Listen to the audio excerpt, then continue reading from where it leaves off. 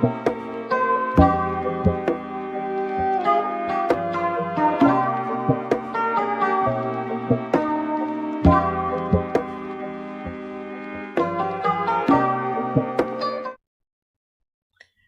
everybody, how's it going?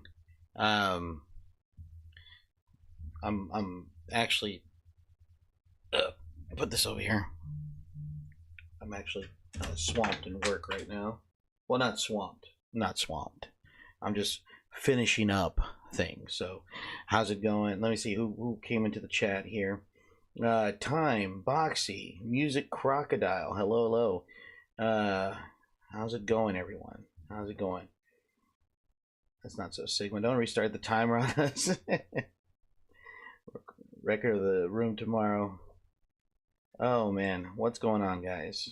I'm I am currently right now trying to um I'm trying to finish up here. I can't watch the stream today because I'm watching the Lions beating the Rams. Booty, go Lions! Go have fun, buddy. It's all gravy. Um, let's see. The last question here. I have to like. Your brain is the size of a peanut. Time. I'm gonna go soon because I usually go to bed at 9:30. It is Sunday. It is Sunday. So yeah, it's totally fine if you go to bed soon. I'm gonna stay up till about 11. Um, I got some things that hey totally passed out last night. It's fine, Dragon. It's totally fine. You didn't miss much, man. Except me panicking and having the crap scared out of me.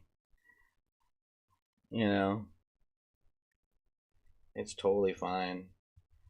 Sunday, no one's obligated to stay. I'm not like one of those streamers, you know. I don't do that. I don't do that nonsense. I just saw a video on X actually today. Some dude was complaining that he only had 7,000 subscribers.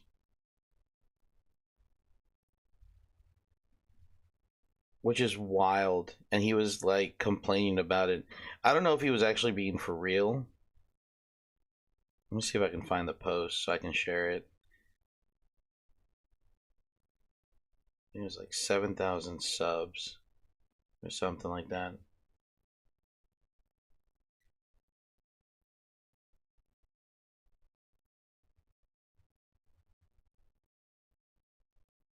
And I think the worst part about it, there's like a bunch of streamers that are saying like, man, 7,000 subs would literally be life changing. Would it though? Like, bro, got a story. Stop yapping. I have a 37, and I'm grateful for that amount, dude. I was grateful when I had 100 and when I started.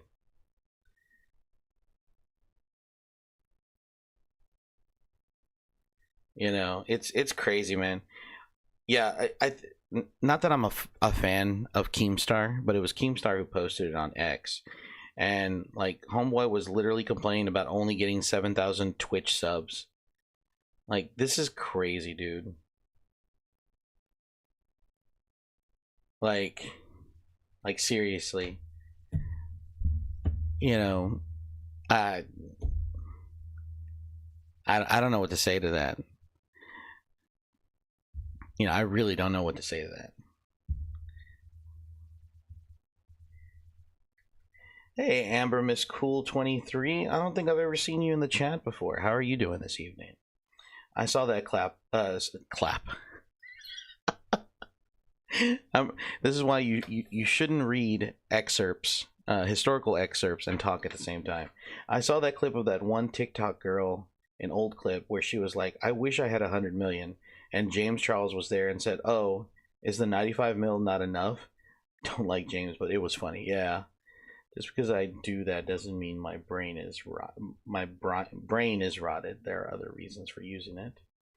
I can join the stream during each commercial break. It's fine, but it's totally fine.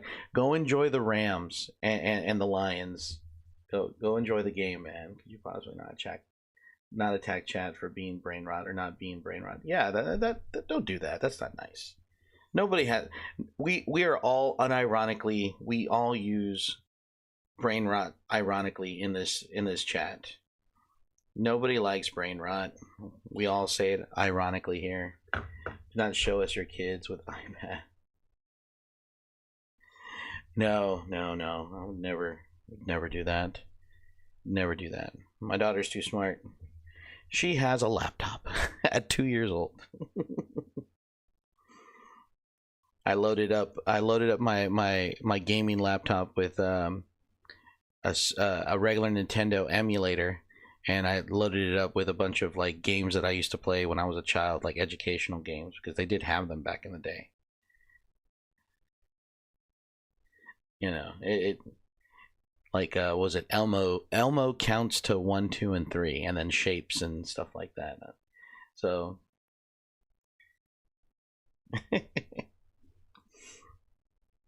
well, okay. Next question. What details in the excerpt help explain why the Mongols were able to conquer most of Eurasia? Oh, no, that's easy.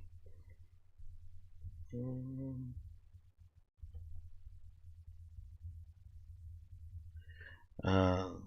Mongols were excellent warriors.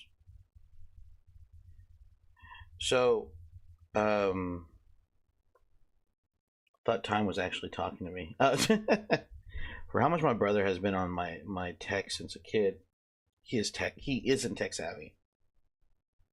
I'm basically the tech person in the family. I set up everything. Yeah, I've noticed that. I've noticed that a lot about teaching in these younger generations. You know, and it's a mistake that a lot of teachers make, especially a lot of new teachers and older teachers. Me, because I'm kind of like in the middle. I There's a difference between being tech savvy and knowing how to use tech, and kids nowadays are not tech savvy. There might be like one in a few, you know, that are tech savvy. You know, they understand certain things to do when it comes to technology, but other than that, it's another TV small box for them to play and entertain themselves with. Or you know, a laptop is just meant for gaming, or a PC is just meant for gaming. You know, that's why I'm kind of happy that, you know, I grew up in that middle generation where computers were starting to come into the homes. You still had Windows 95, Windows 98, and you still had to play with it with MS DOS and stuff like that.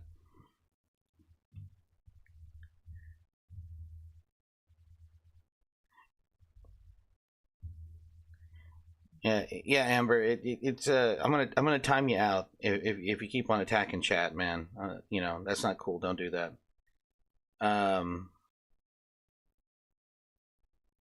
you know. So it's like it's one of those things where the Mongols were excellent warriors. That's where I left my thought at. Sorry, warriors. So I had this epiphany. I had actually this epiphany today. So at the school that I work at, the expectation for teachers is to have a sample of the lesson present in the classroom on top of like all of this stuff that kids are supposed to be doing. So yeah, for me, I grew up with mostly playing outside. We had a family computer and we had a TV, but that was about, yeah, same dragon.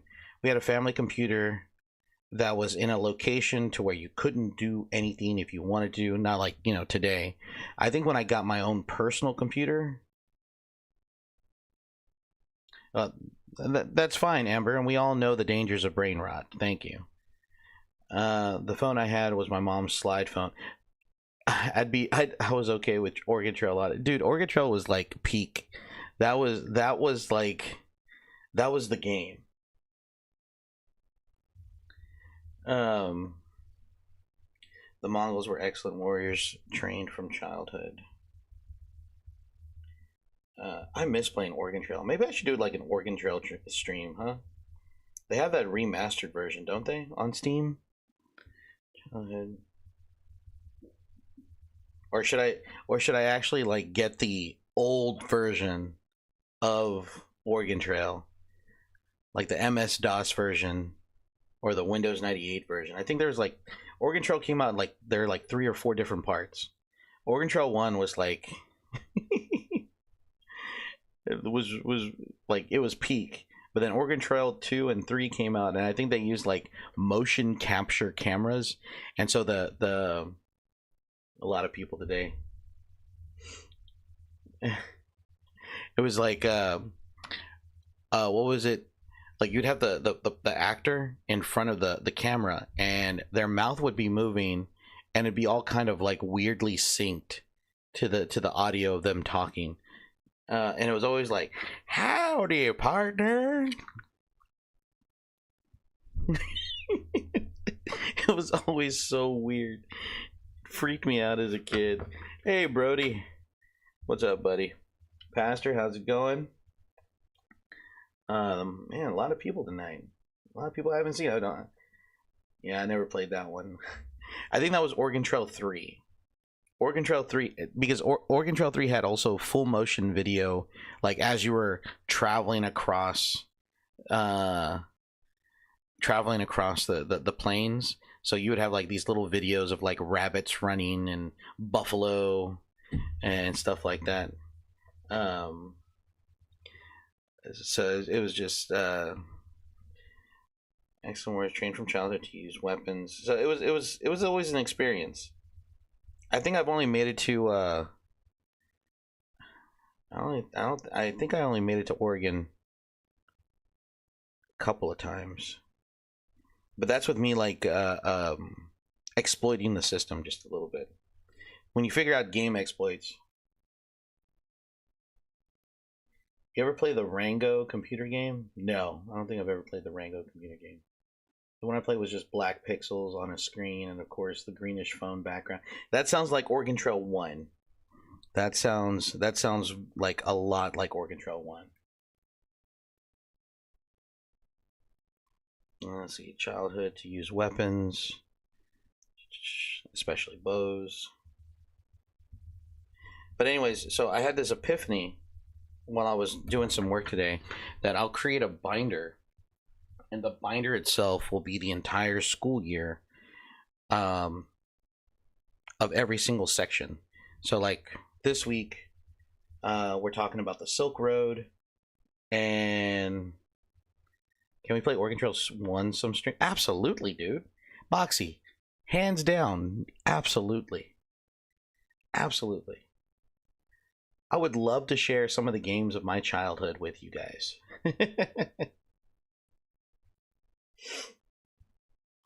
I am Silk Road.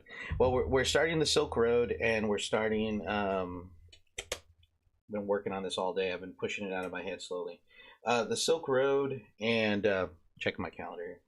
And we're starting the Mongol Empire on Wednesday.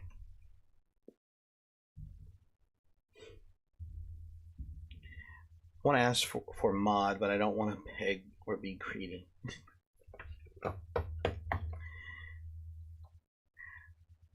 Well, Pastor's here. Pastor's actually a mod. Tony's usually the mod, but Tony hasn't been here in the last couple of streams. I need to get after him. I'm gonna have to revoke Tony's mod status.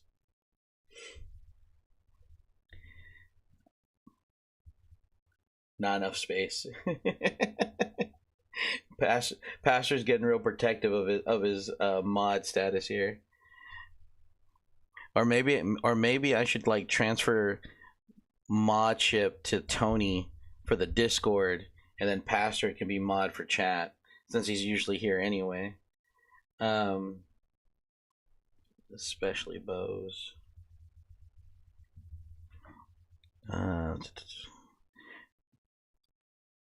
Okay. I'm just gonna finish this sentence. They were used to living in harsh conditions and surviving even harsher environments. Okay, period. Done and freaking done.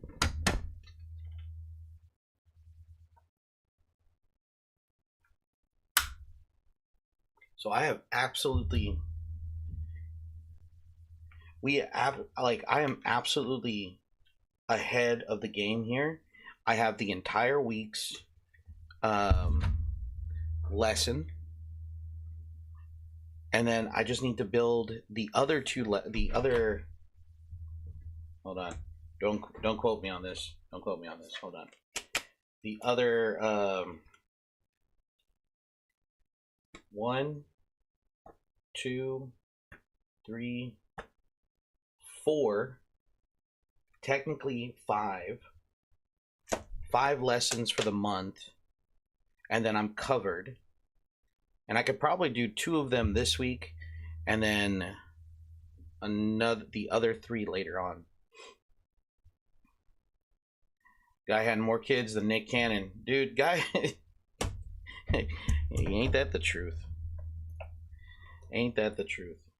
And this is gonna be my content binder.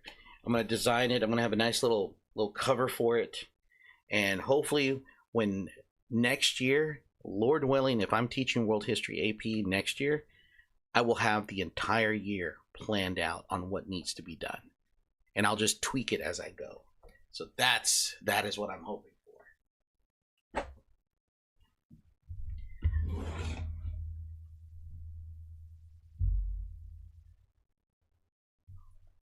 Honors English is, oh man, dude, I wasn't. Here's the funny thing. I was never smart enough in school to take any honors or AP classes. I was never that smart. I can teach them now, but I was never that smart as a kid.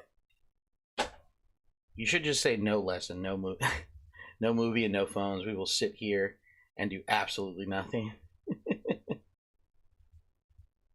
Like if I actually got my math teacher certification, my math teacher certification would be, and me teaching math would be me teaching and learning math at the same time with the students.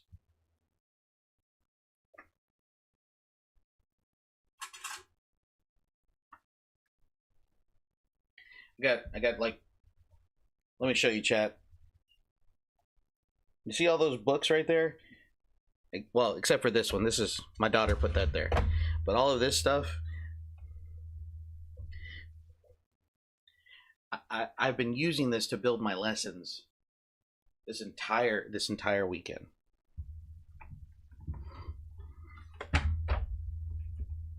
Oh shoot. And that's graded work that needs to be graded. Let me get this stuff off of the desk.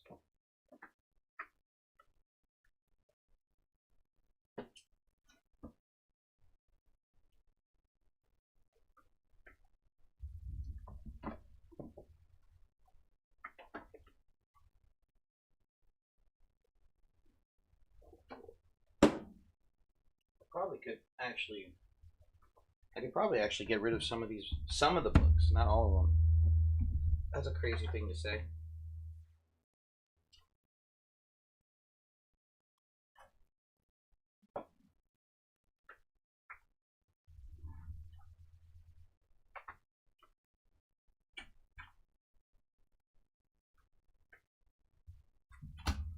Okay, I need this book. What is this?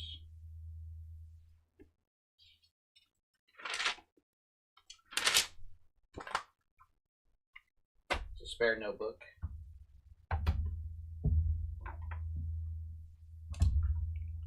That goes over there.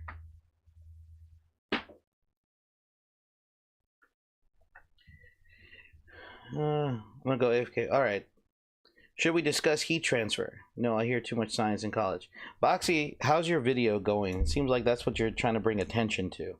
How did your, hey, audio finder cat, how's it going? Welcome to the stream.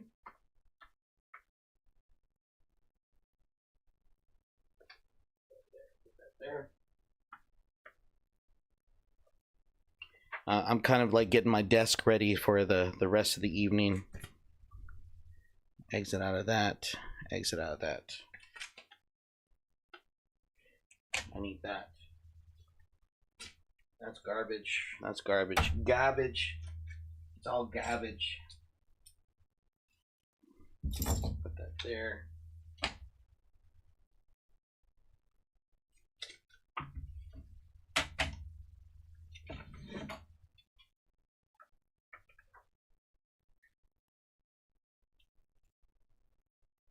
Go there.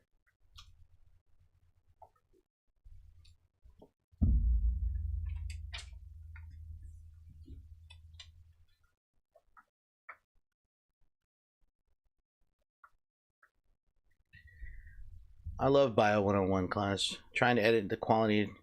I hate my 2 chem classes, and then I have 2 other science classes.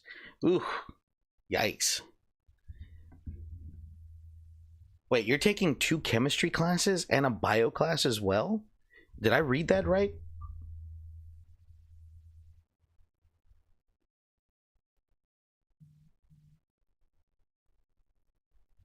Want to talk about nuclear weapons? Sure. We can definitely talk about nuclear weapons.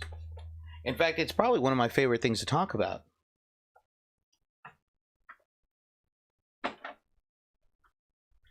Seeing how we were like really close to killing ourselves back in the 60s.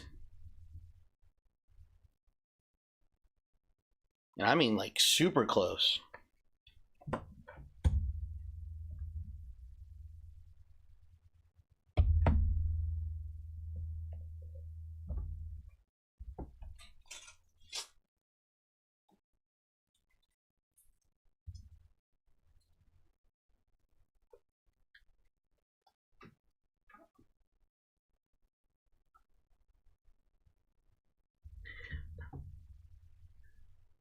I took AP Chem in high school, but I'd love to take another chem class. Ugh, man. The Soviets, well, actually it was both the US and the Soviets. It wasn't until like I think it was the Soviets after they dropped the Tsar bomb on an island on the northern coast near the Arctic Circle. Um when the United States and Russian leadership were like, "Yeah, we need to calm the fuck down." What are you teaching in school? Currently, right now, I do world history, so I'm teaching. Right now, we're in the Silk Road in the Mongol Empire. We're still, we're pretty. I mean, we're not that far ahead, but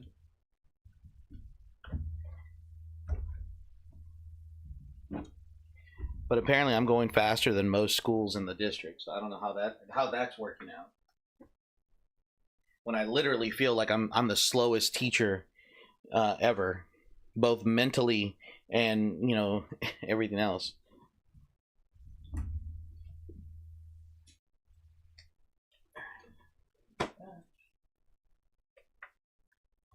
There.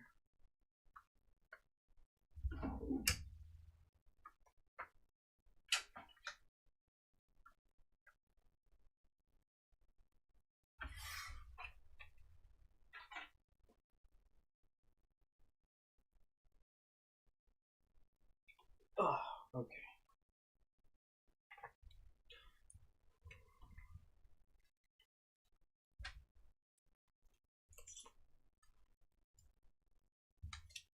I teach in a high school. I am a high school history teacher.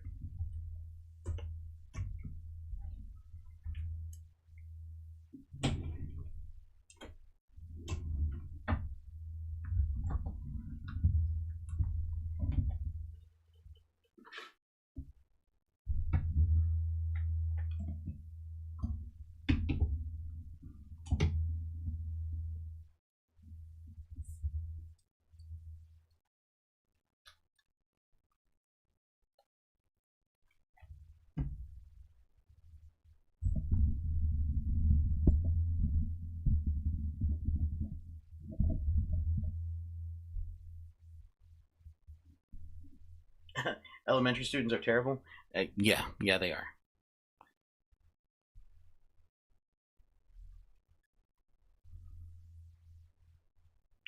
I was I was at Walmart today.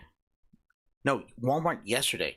I was at Walmart yesterday, and um they had an Acer 24-inch monitor for $89. And I was thinking to myself, like, you know what? I probably should. I could buy it right now. I could buy it right now, and then have all three of my monitors back and up and running. But then I was like, you know what? I've made so many major purchases. The big 27-inch monitor that I have right now in front of me, this microphone stand, and a few other things.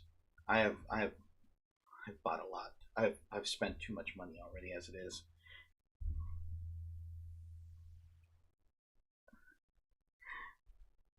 Well, okay, so the Mongolian Empire was it started off really small, but then it fractured into four separate kingdoms around the early 13th century. So you're gonna have to be a little bit more specific because you know you do you want me to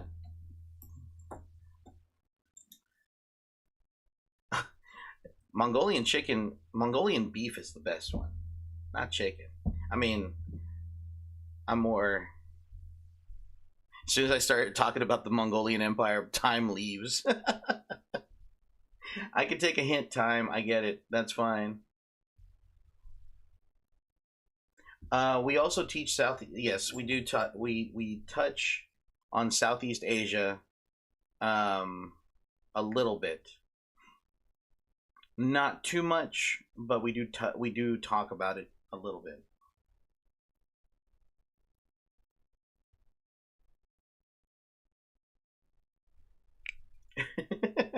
It's fine, time. I was just joking, man. It's good. It's fine, buddy. Go to sleep, time. I was just joking. I was just joking.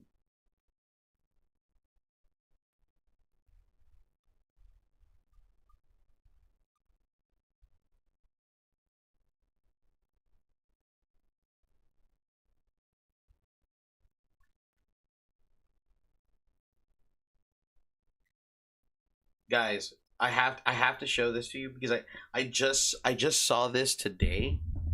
I just saw this today and I was like super excited. Um any of the many empires. Let's talk about the great American Empire. Let's talk about that. Um so I want to show you guys this. This I thought this was the coolest thing in the entire freaking world. Um so there's this software that popped up in my Steam queue.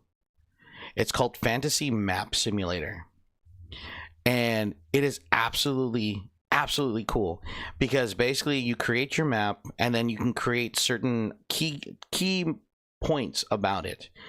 Um, Describe the countries, describe the kingdoms, or whatever the case at, and then you can actually animate it.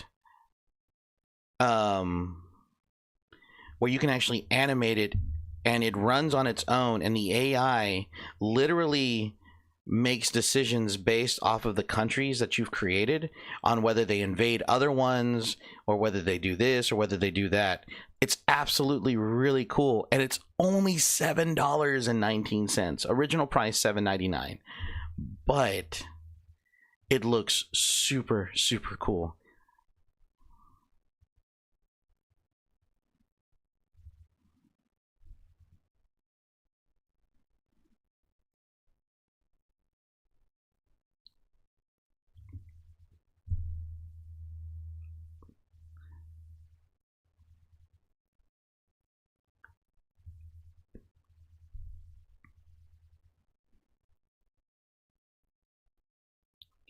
I think this is so awesome.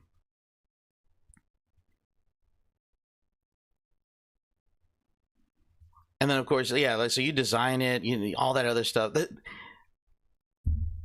I'm thinking about buying this. I'm seriously thinking about buying this for the D&D game that I want to run.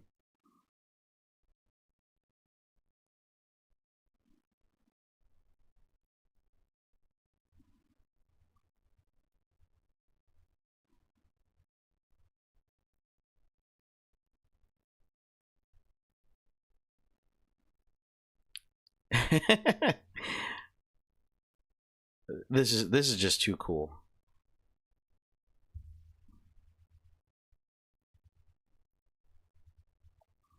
So like when I immediately saw this, I was like adding to wish list.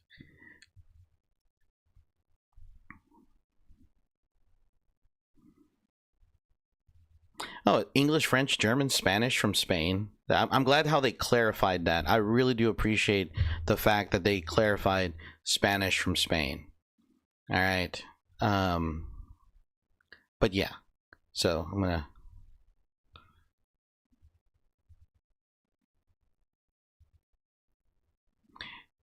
There you go, Boxy.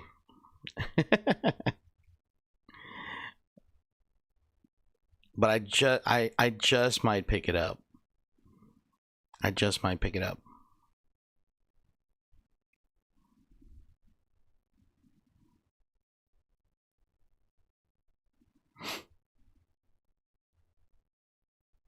Hey, what's going on?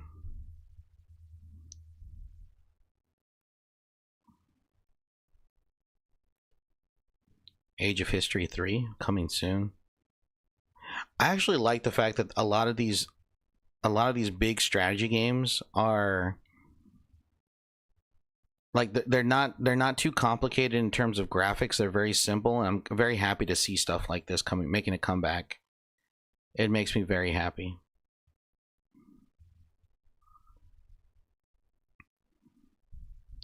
Maybe I should get back into Conqueror's Blade.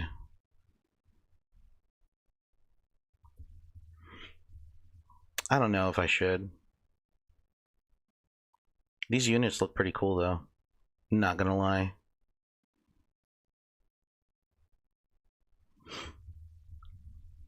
Anyways.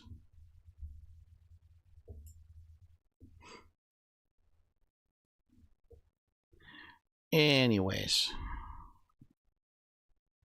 Let's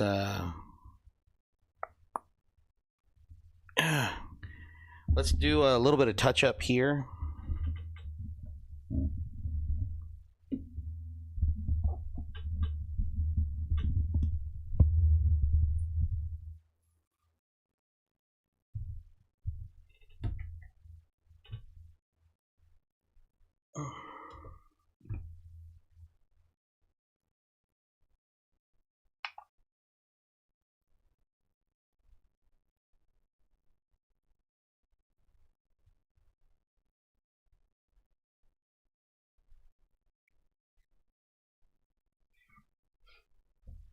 Yeah, we're just friendly people.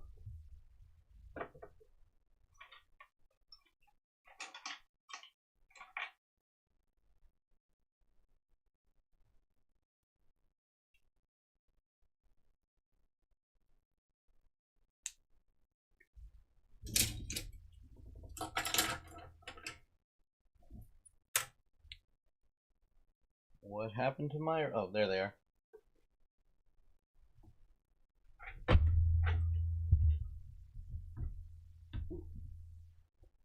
Gonna need that.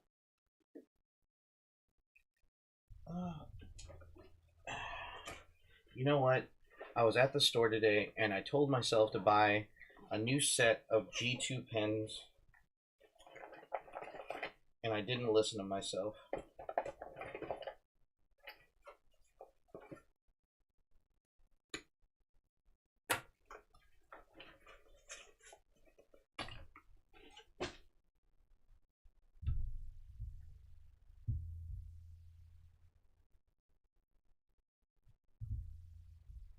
Found out about who? Kim Jong Chun. Do you buy eggs instead? What do you mean, do I buy eggs? What are you talking about? Did I miss something? I don't think I missed anything.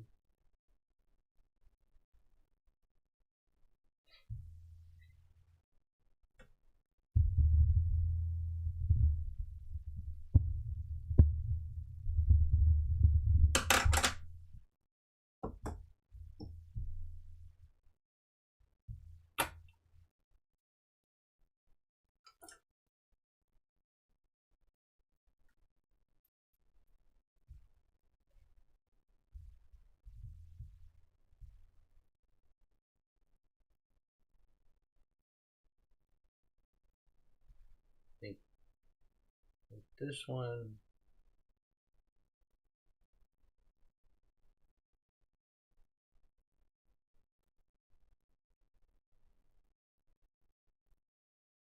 Something like that. So that means we're gonna have. I really want to finish this mountain range tonight. If I can finish the mountain range tonight, I'd be really happy about it.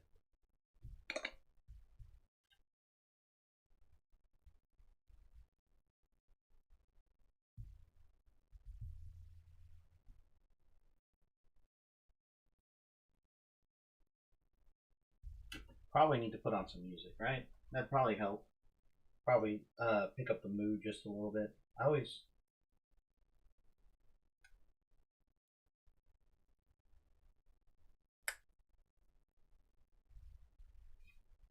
Let's see.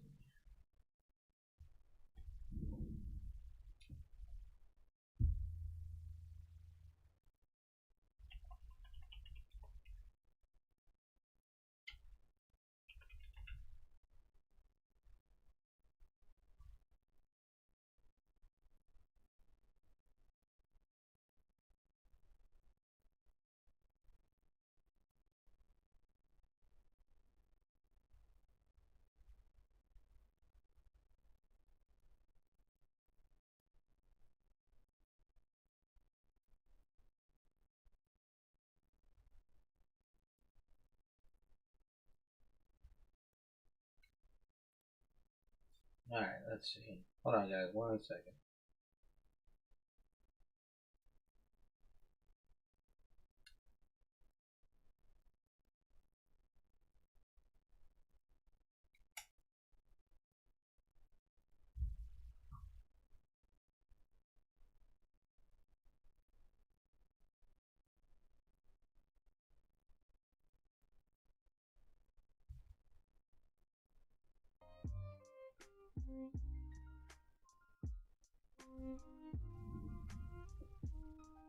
There we go.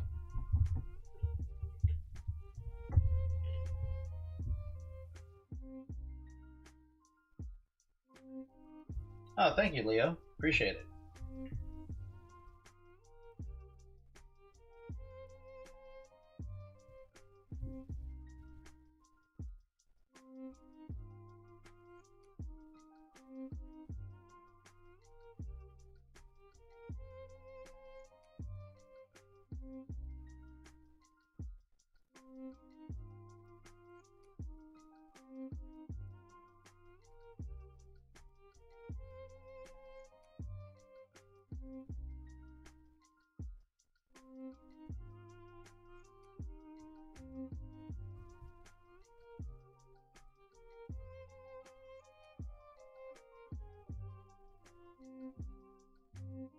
I have all this empty space right here that's going to have to get filled up eventually, but let me just, I want to follow the, what I'm essentially trying to do here is, oh, thank you.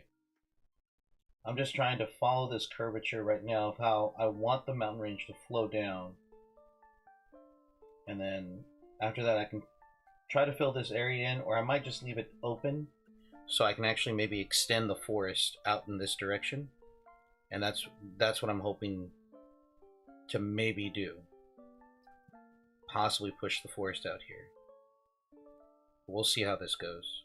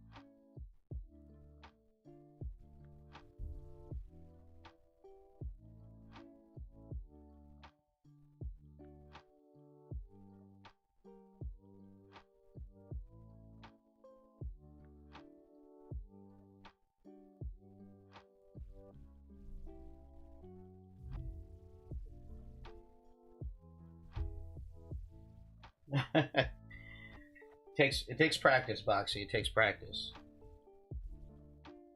Believe me, I was terrible my first bunch of maps. I don't even know if they have survived.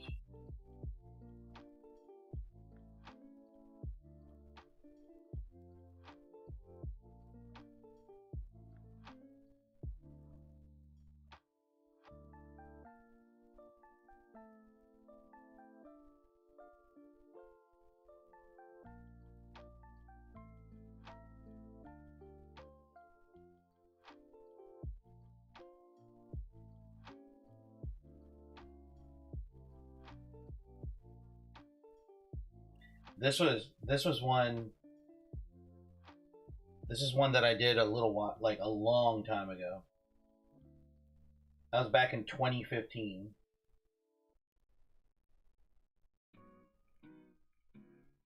That was probably my best work at the time. I didn't care for it.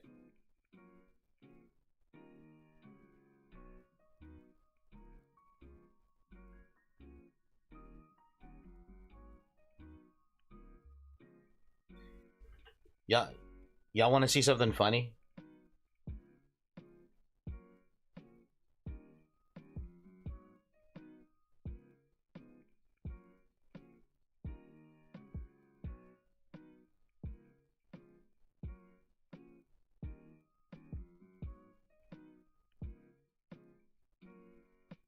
Look at that guy.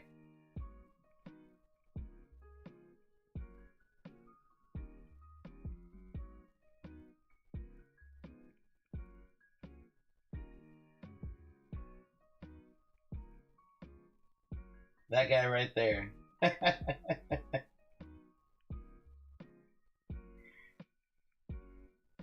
That was I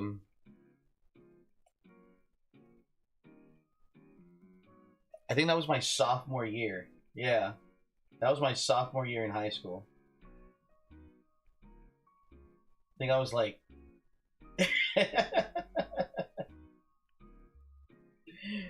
yeah, that's me.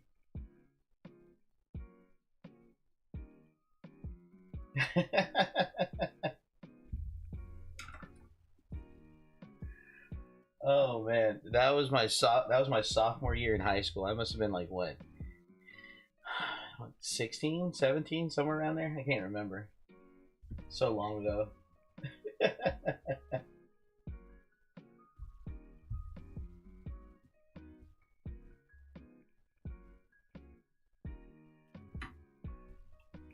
Okay, so I'm actually married. You look good. Thank you. I appreciate that. Oh man,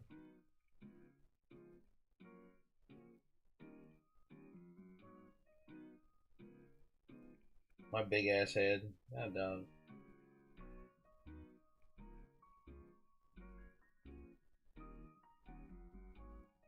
That's funny.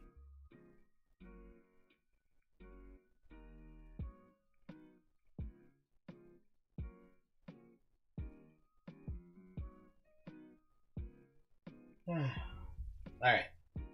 So I'm already married. I'm already married to these mountains. I like where these mountains are, so I'm just gonna keep them there. Let's go ahead and just ink those. These might change. I don't know yet, but we're gonna go ahead and ink them.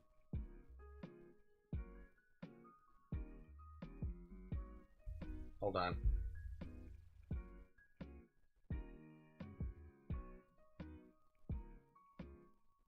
Yeah, I'm fine with them. I'm good.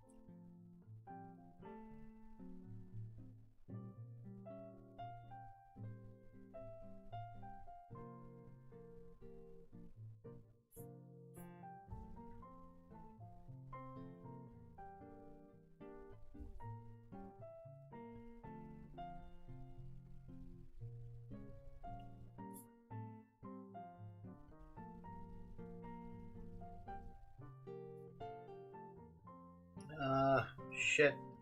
Shit, shit, shit, shit, shit, shit, shit. Should have waited longer. But I think I can get the smudges out. Ah, shit.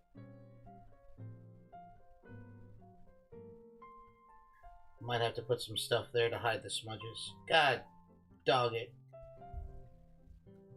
I thought it was dry. Should have waited longer. I should have freaking waited longer. Yeah, see, right freaking there. Right there. And then there's some over here. God dog it, man.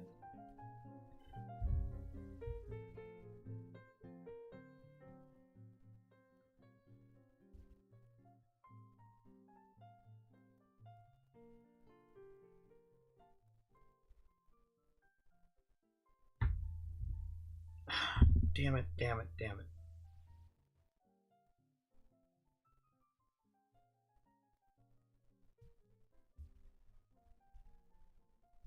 I'll wait till it dries some more. Maybe I can actually like rub them out. Now, in terms of these towns, I don't think these towns are going to come in. I'm wondering if I should just like put the nameplates of the towns there instead of the actual symbols. Or, I don't know. I don't know how I want to do this.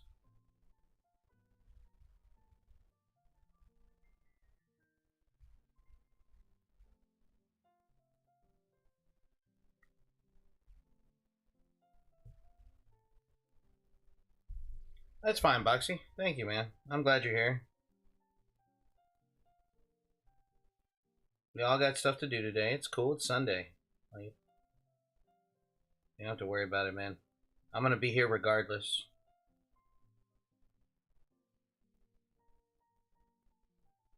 I'm gonna be here regardless. Oh, man, I can't. I should have just waited. My impatient ass.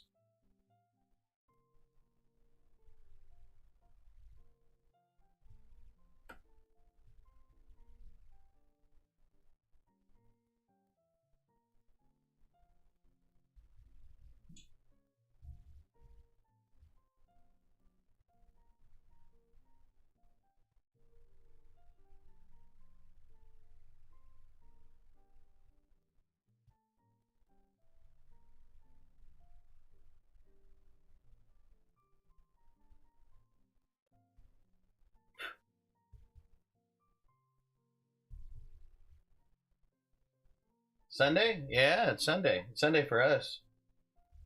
You said you're in Southeast Asia. What part of Southeast Asia are you from, Kim?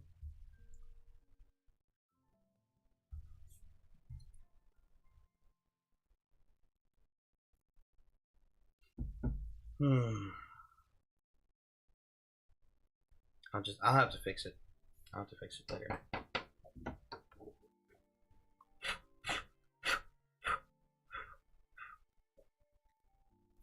I get like a small blower so I don't put moisture onto the.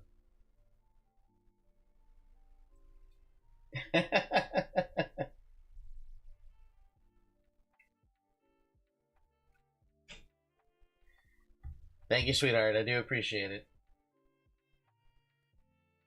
I'll be sure to watch out for the ghosts and scratches on the walls.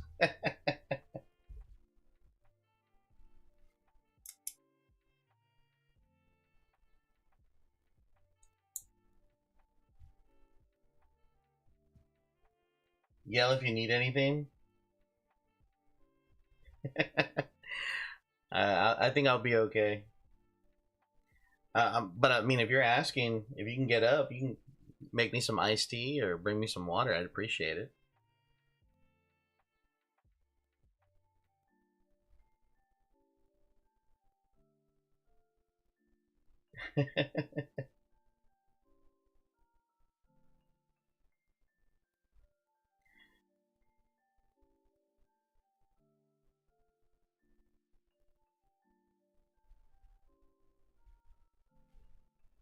Bring a cheeseburger as well, sweetheart.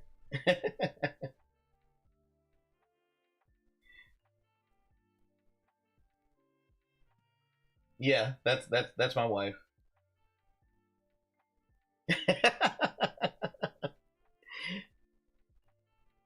Then why offer if I need anything? Yell.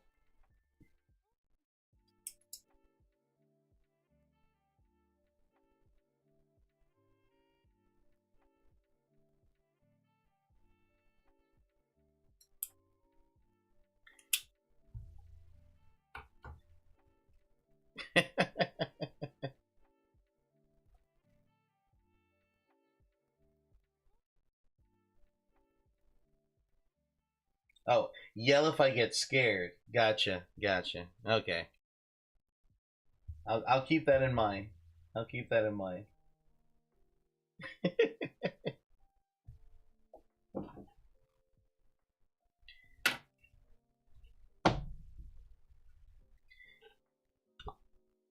I need anything, you offer to get me something, but in terms of like water or iced tea, no, that's a bridge too far.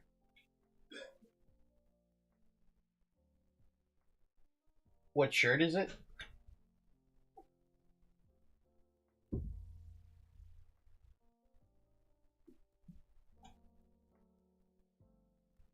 It's the A1 Thick and Hearty Burger. It's the A1 Thick and Hearty Burger from Whataburger. When I used to work at Whataburger back when I was a youngster, uh, I still kept the shirts. I'll be laughing and then maybe check on you. Oh well, thank you, sweetheart. Appreciate it. Oh, you can't find it, man. They don't make these shirts anymore because they don't make the A1 Thick and Hearty Burger anymore.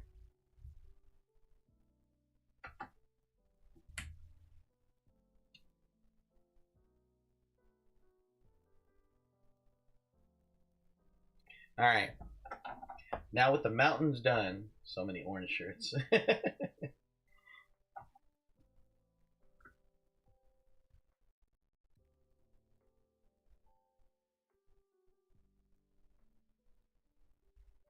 So this right here is what we're gonna be doing next. We're gonna be working on trees now. So hopefully we can get a forest that looks like this. Hopefully, this is what we're after we done shading. But shading is going to be the last thing that we worry about. That's the last thing that we're going to worry about.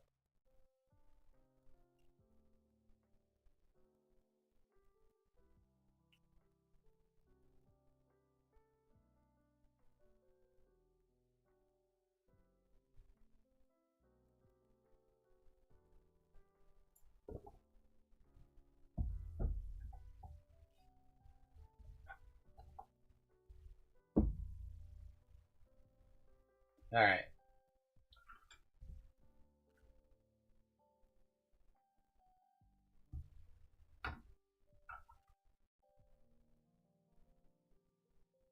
We're gonna use the 0.7 for this one.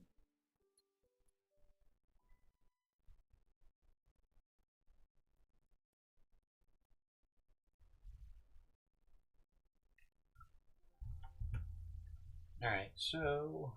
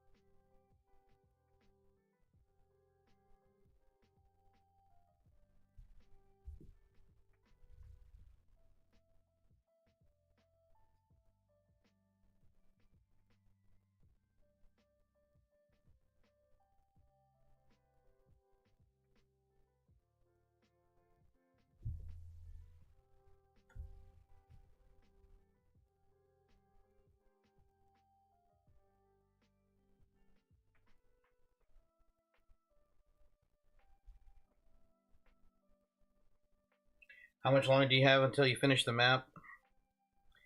If I do it like, if I do section by section of every Sunday, and I don't work off camera, uh, my hope is by the end of the month, this month, September, because I'm hoping to have this done, the towns, and the naming.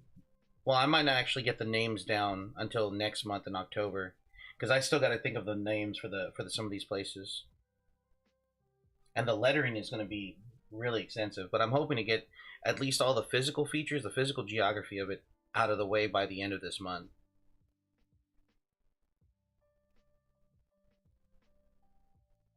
Because I'm still not sold on where I'm putting these towns. I don't like the way they look on the map itself. I probably just need to practice a bit more, but the way that the scale of the map makes them look bad. The scale of the map makes them look bad.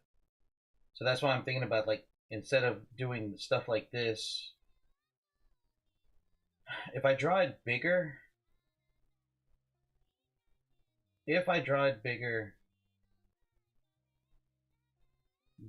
I'm not gonna be able to do anything about this.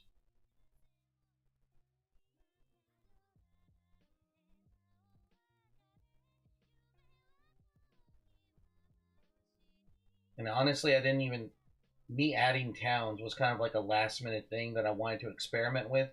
So I'm not really married to the ideas. So I might just get rid of them, and then I'll draw a smaller map, a smaller regional map of the area for the game. I don't know. I haven't quite decided yet. I don't know how I'm gonna work this out.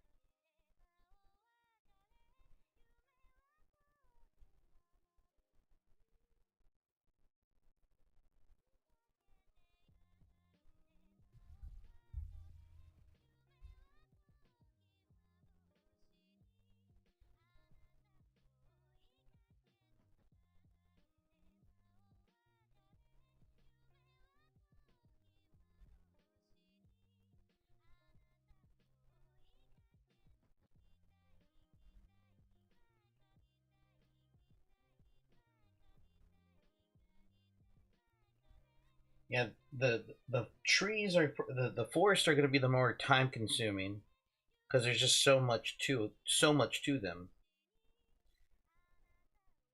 But once you get into a flow, once you get into a flow, you're good.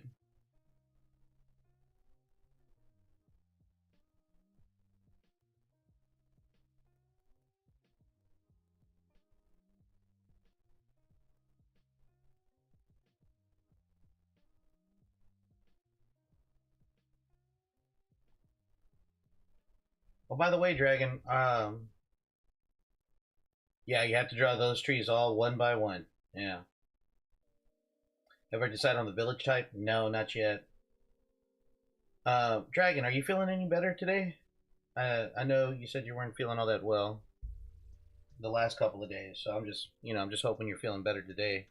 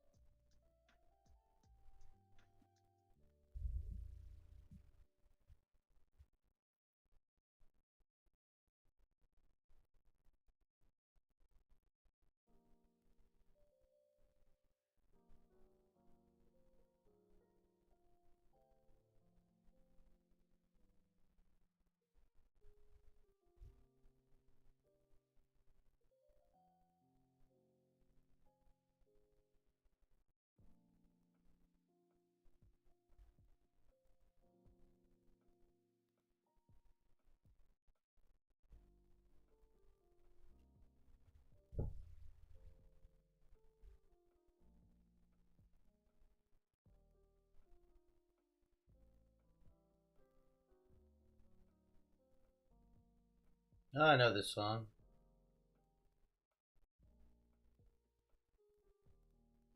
I know this song.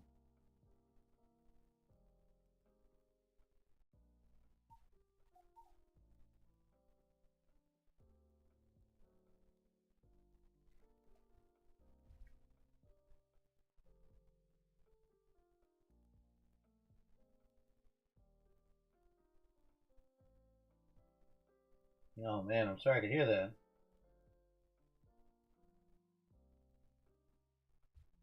Oh man. And I hope you don't have to go to the hospital or the ER, man.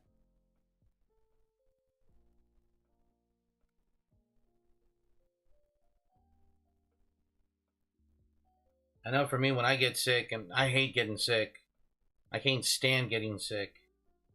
Um, the first thing that I do is like I try to force myself to sweat it out. Like I try to up my body temperature as quickly as possible. I know they say you shouldn't do that, but doctors, what do they know? All right, I'll be right back, guys. I'm gonna grab some water. I'll be right back.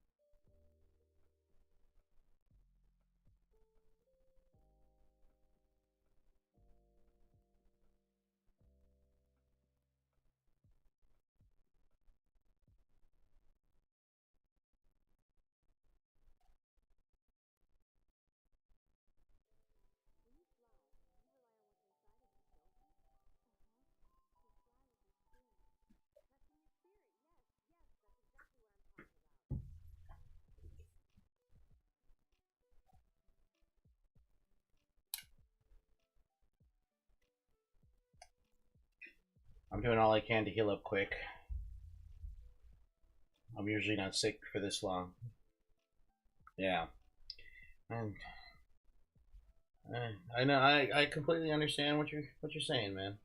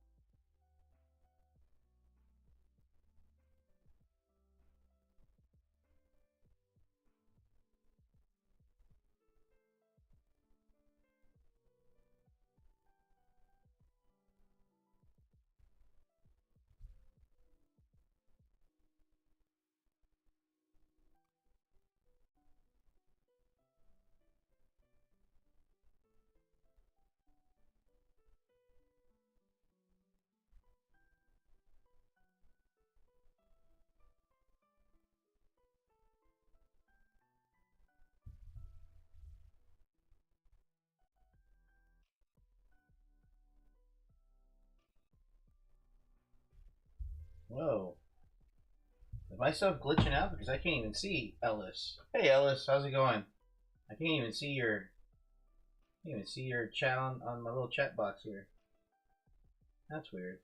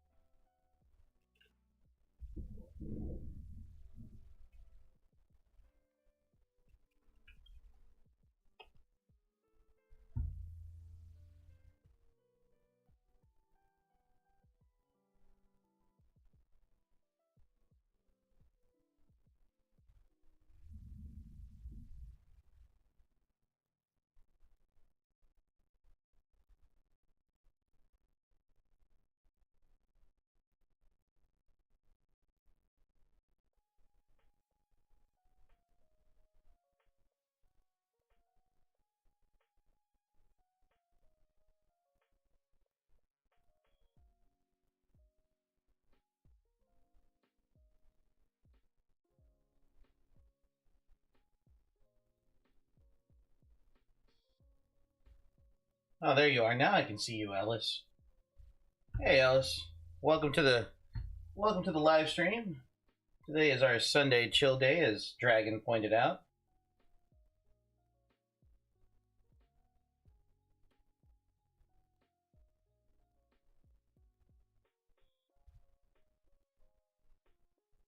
Yeah, I do gaming. Wednesdays I stream around this time. Um, I try to do a little bit of World of Warships, War Thunder, Enlisted on Wednesday, and then on Thursday and Friday, excuse me, Friday and Saturday, I come back and stream. I was just streaming a horror game not too long ago. We were playing The Quarry, um, and so. But thanks for stopping by. I do appreciate it.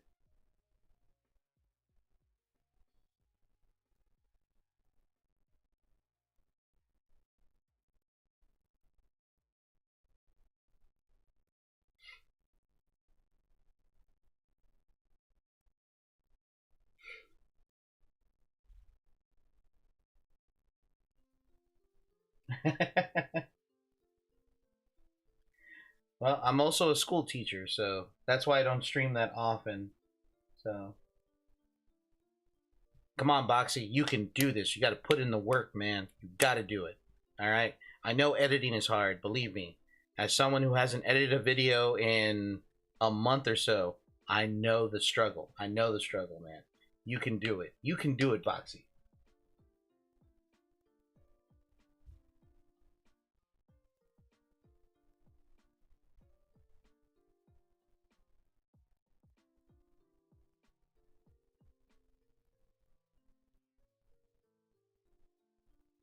You think you're burned out? Oh no.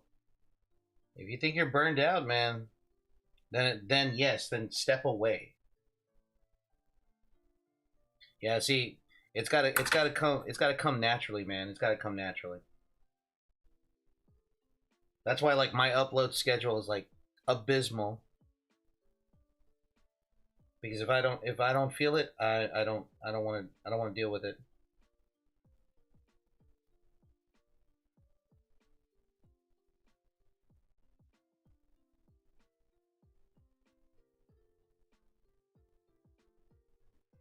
Oh, I'm almost done with this forest.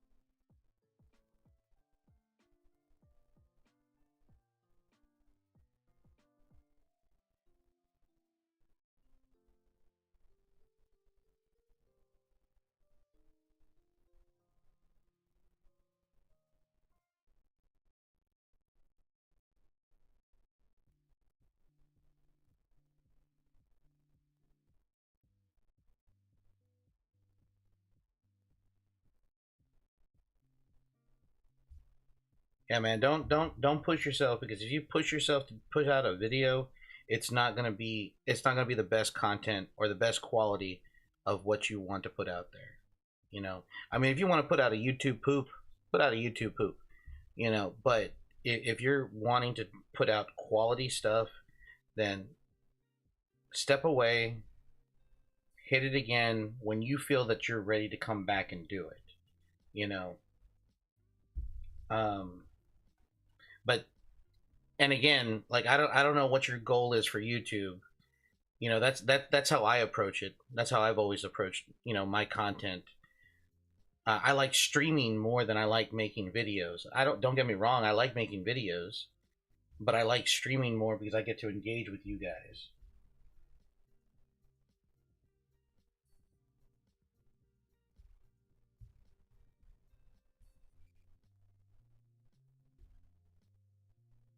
Actually, when was the last video that I posted?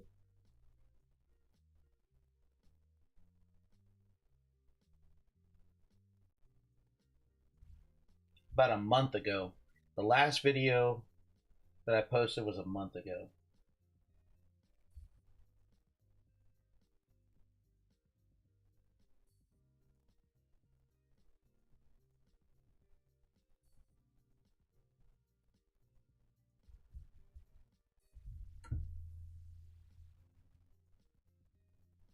All right, that forest is done. Now, here's here's the funny thing, Dragon, and everybody else in chat. I actually want to name the forest, and I want to put the name of the forest in the woods. So I'm eventually, and before I ink it, I need to actually erase some of these trees to make room for the words. I probably should. I probably should have done that first. Oh well. Oh well.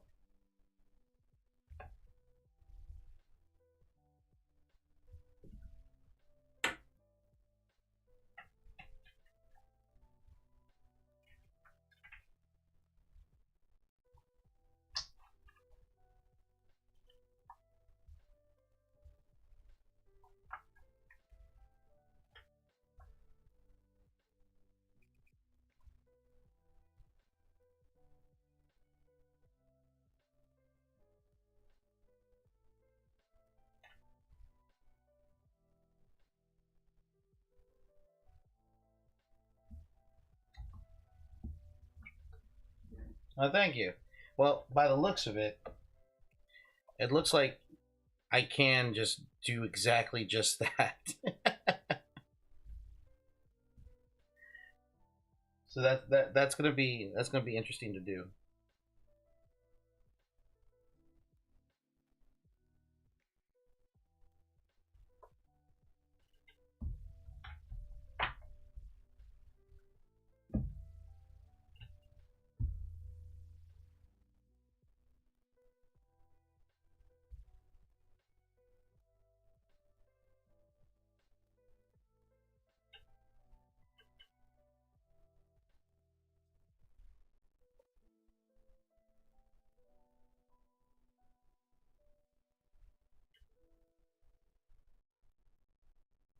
Okay, the smudges don't look so bad. Like I know that they're there, but they don't look too bad. They're not. I mean, they could be worse.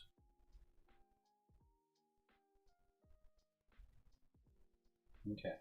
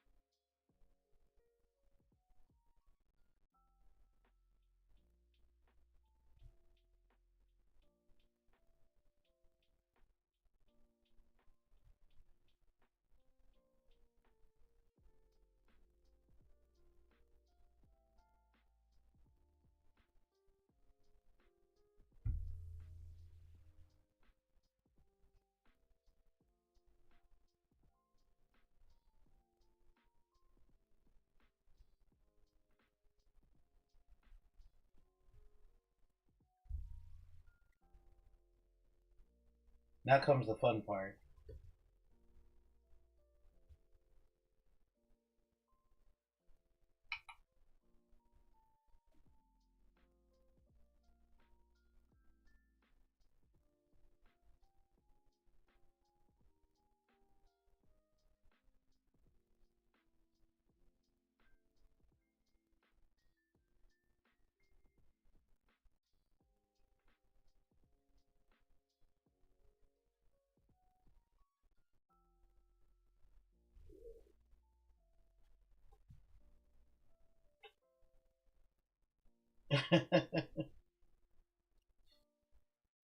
Yeah.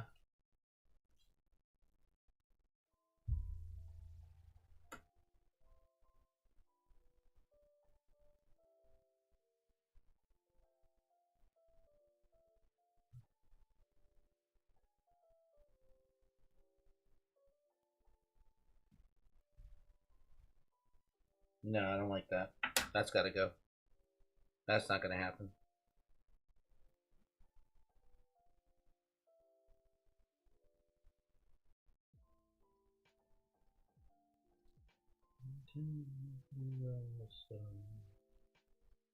Let me see what spring is like on Jupiter and Mars. In other words, hold my hand. In other words, baby, kiss me.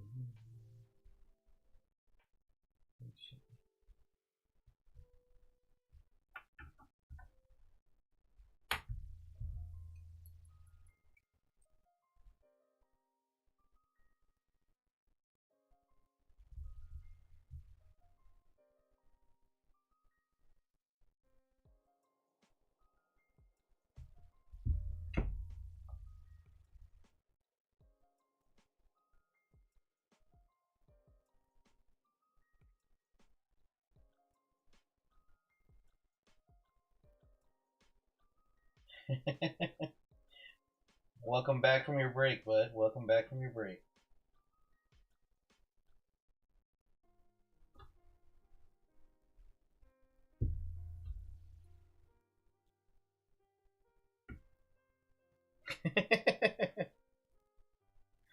Well, that didn't take too long. That didn't take too long.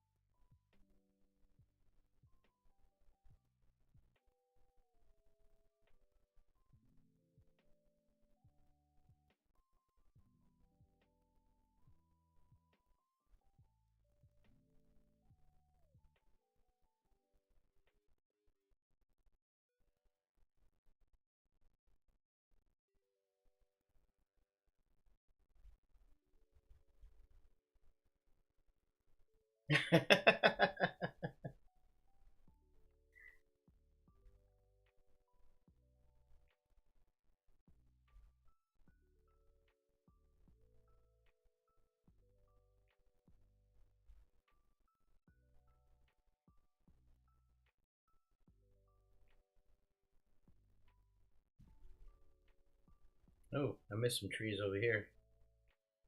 They're all starting to look. They're all starting to blend in and look like each other.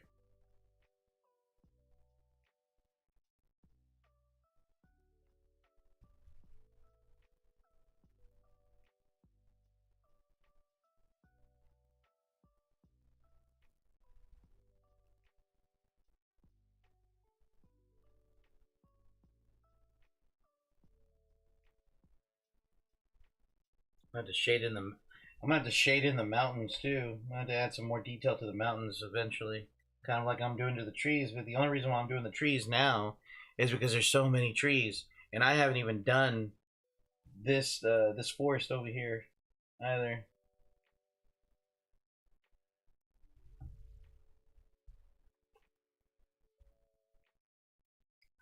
I used to draw a map like this when I was younger, but World War II theme. Drew a bunch of islands and gave it random names and placed an objective markers on.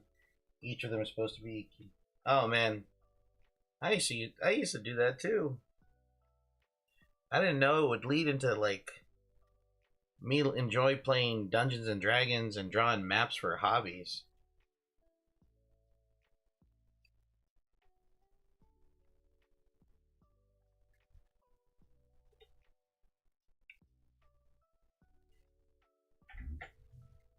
I used to have a little cheat sheet of all the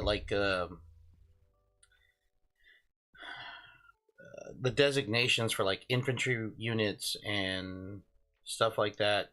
And then I really started getting into history, and I became absolutely fascinated with, um, I guess it would be what 18th and 17th century style warfare. I got really into that on looking at firing lines and square formations and stuff like that. I thought it was always fascinating.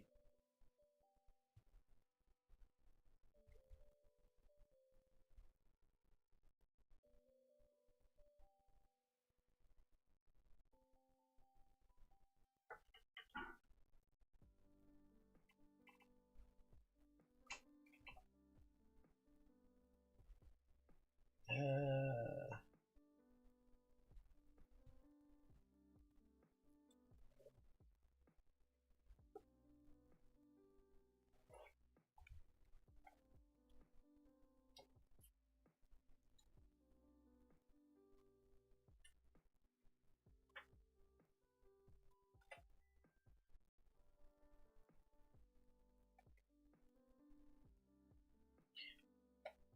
and one of my videos that I did a long time ago, I actually fell in love with how the Napoleonic style maps were done. I really enjoyed that. So this is not anything. This has nothing to do with Napoleon. This is all Civil War, American Civil War, because there's Hooker's Court right there. But I really enjoyed all of the little details and stuff like that. Like these are the defense works and these are the movements of the infantry units and stuff like that. I enjoyed this kind of stuff. I always thought it was really cool.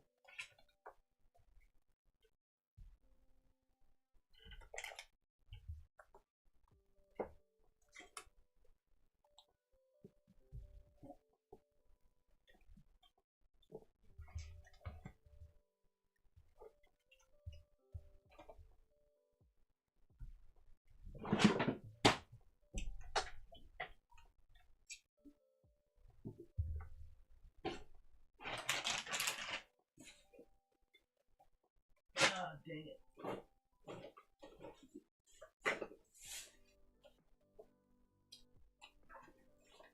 Ah, great. I spilled something.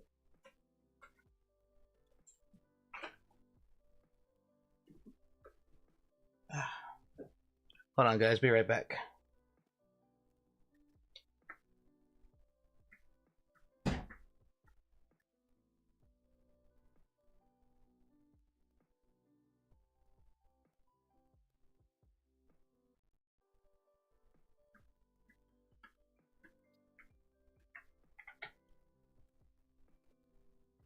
All right, I'm back.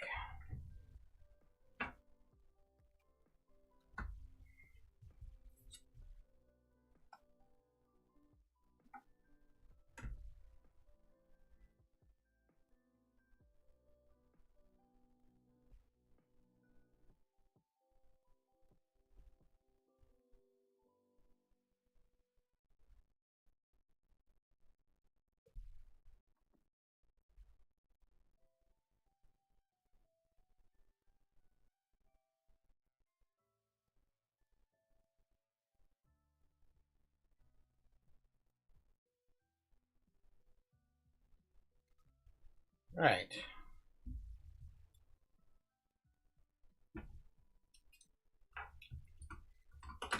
It's 10:30. I'm gonna stop here. I might finish the shading.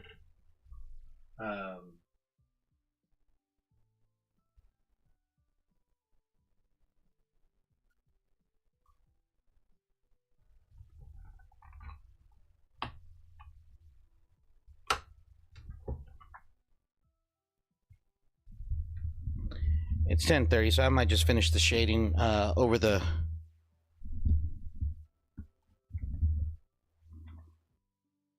Yeah, maybe so. Maybe so.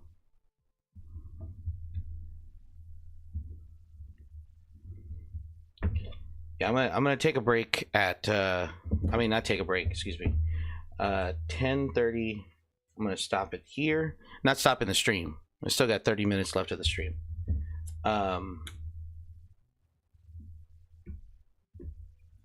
But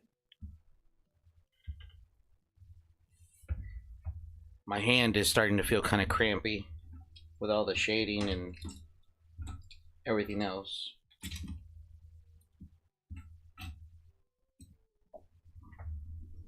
Where's my keyboard?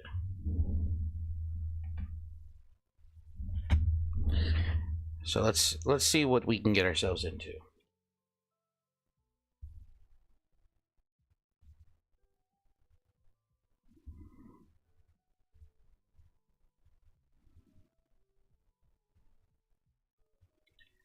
Let's see.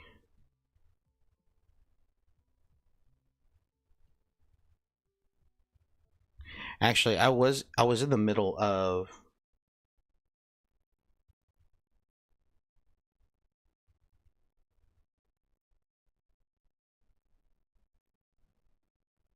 Ah, dang, man. If you all will indulge me, I have been in the middle of a campaign. I've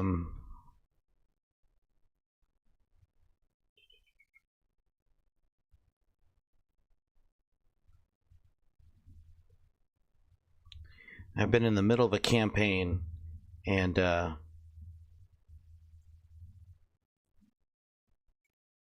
seeing how I have 30 minutes. I have 30 minutes left of the stream before I call it a night. Before I have to go to bed and go start my work week.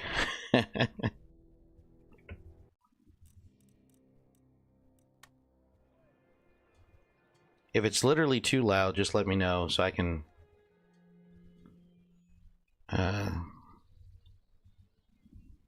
Alright, where did I leave off at? Oh, that's right.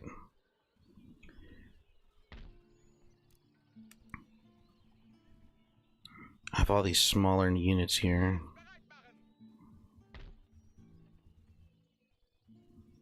Oh, I need to cross the... No, I don't. I don't need to cross the river. Oh, shoot. They have fortifications.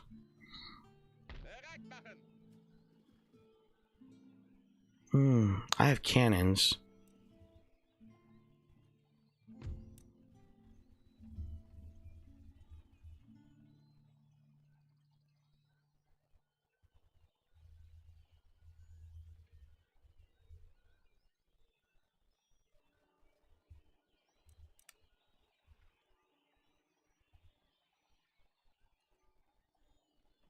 Okay.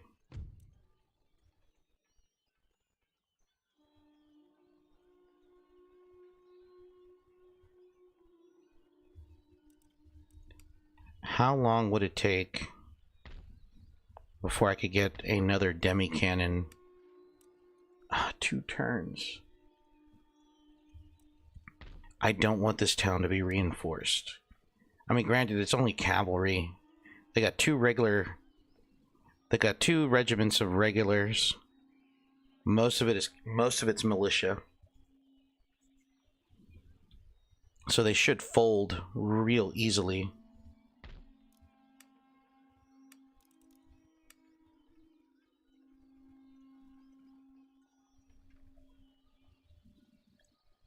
They should fold real easily.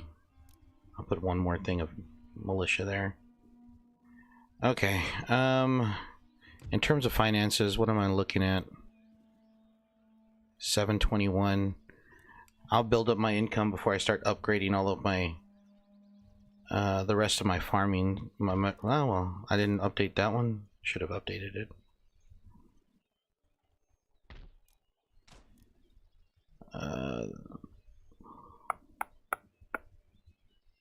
Okay. And so far, Poland, Lithuania has declared war on me, but they haven't moved on me. And I hope they keep it that way.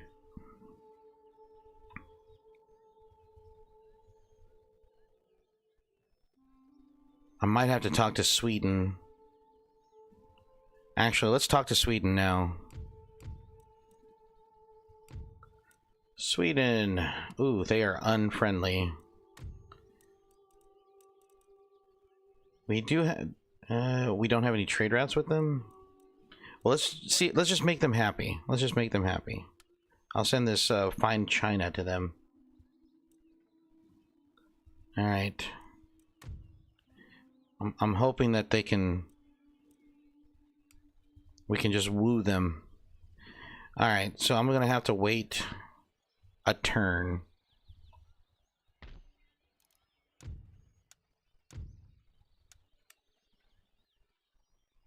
Hey Kim, welcome back.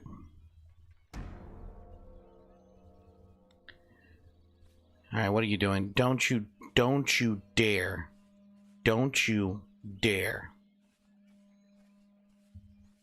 Oh, and how'd you do?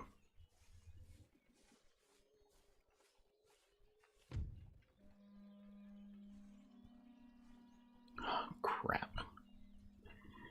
Okay. I mean, it's only one thing of provincial crab. I got a B. That's great. Well, hey. I mean, it's not an A, but at least you got a B.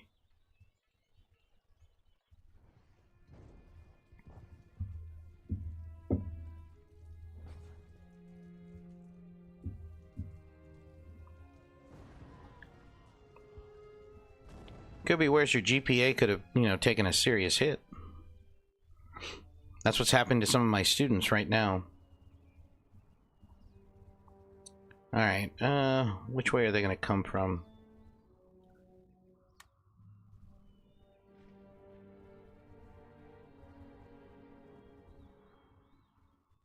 Regiment of Foot. Okay, so I will commit 2 lines of... I'm hoping that the militia can take care of them.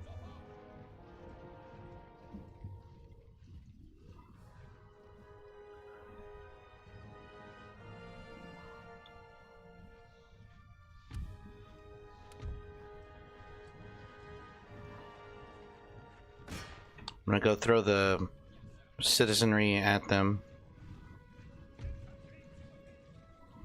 Hey, what are y'all doing? Are y'all moving into town? Occupy the house.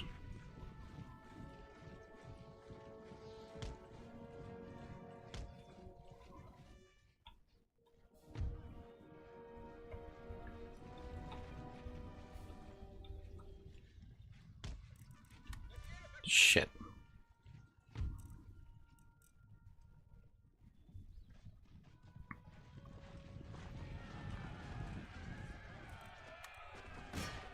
Get in there.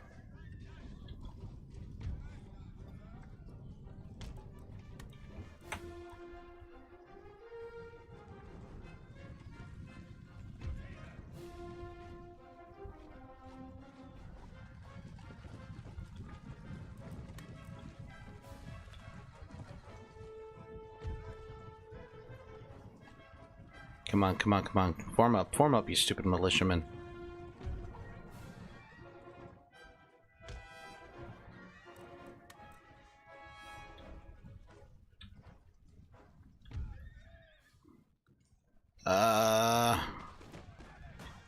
Damn it. They fired into the lines. I forgot to tell them to hold their fire.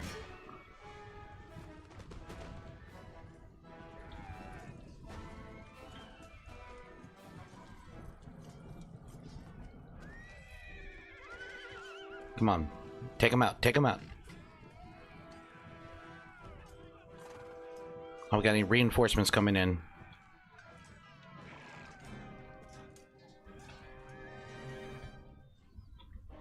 Where's the reinforcements? Oh, they're coming in that way.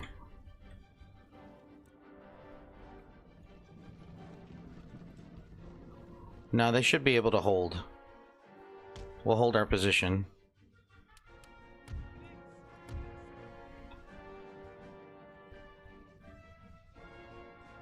Shit.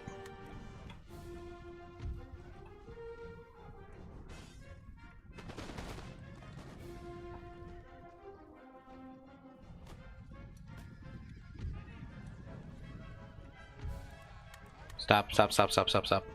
Reload, reload, reload.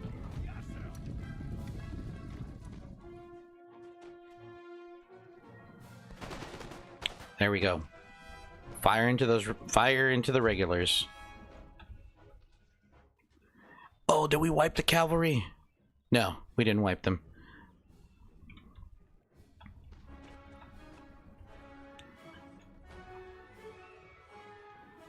Come on, reload, reload, boys.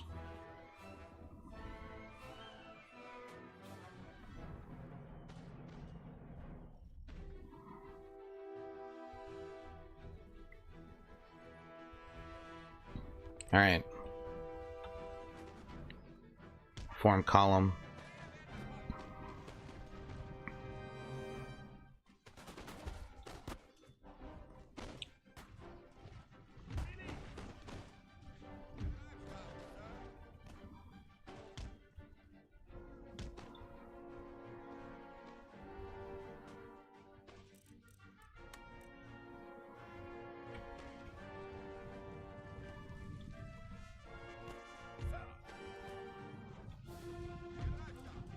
Get going.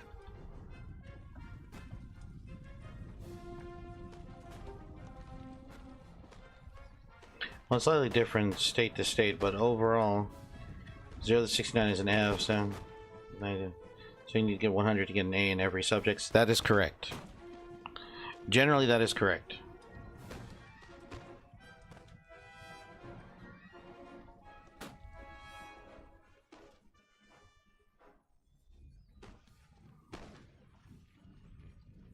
Hey, 26 to 20 on the Lions. That's great.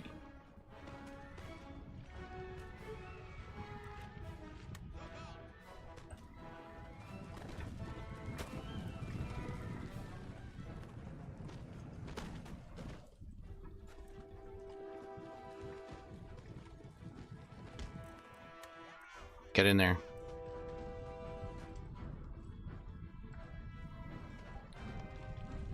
Form up, form up, form up. Alright, get ready to open fire.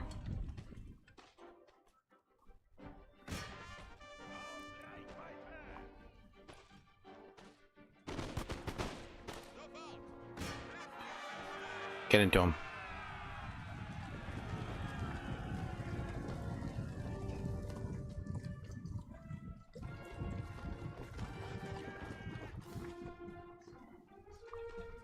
Ha ha ha.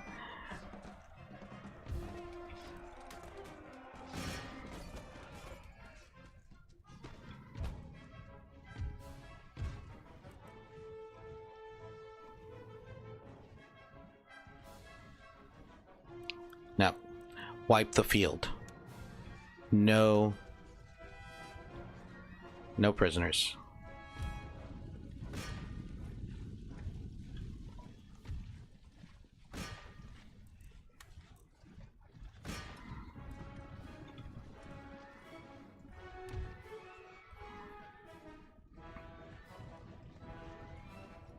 History here is only 35 points maximum. This is where I need cavalry.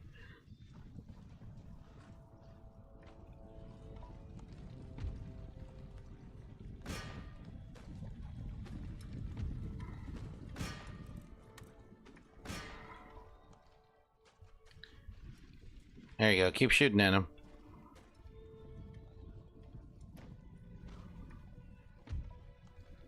Keep shooting at him. Alright. Stop shooting at him.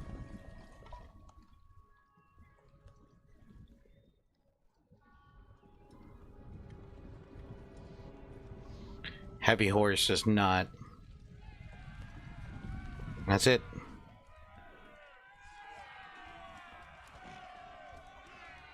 Wipe them from the field.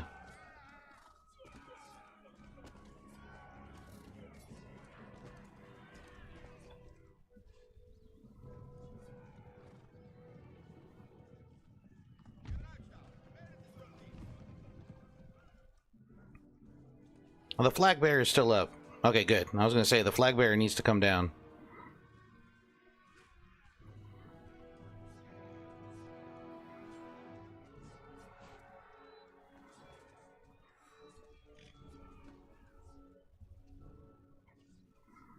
All right. I think we bloodied them enough. They're not going to be... They're done.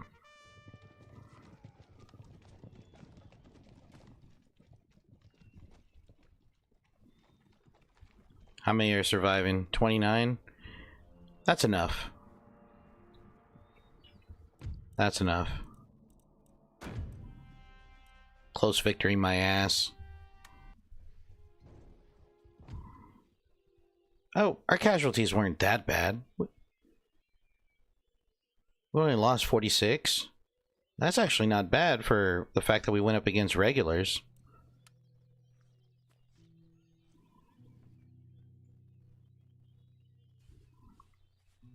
Oh, they're gonna retreat.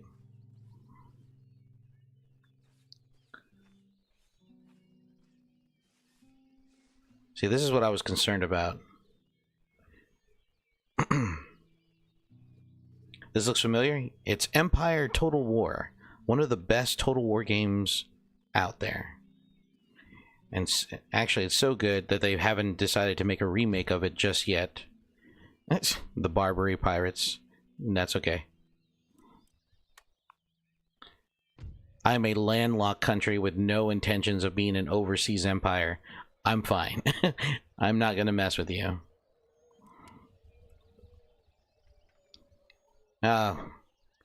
Bavaria. Bavaria, I really have nothing to do with you.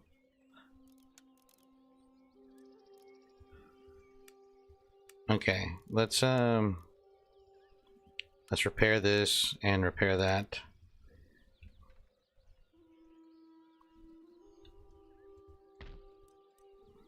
I don't appreciate them doing that. Okay.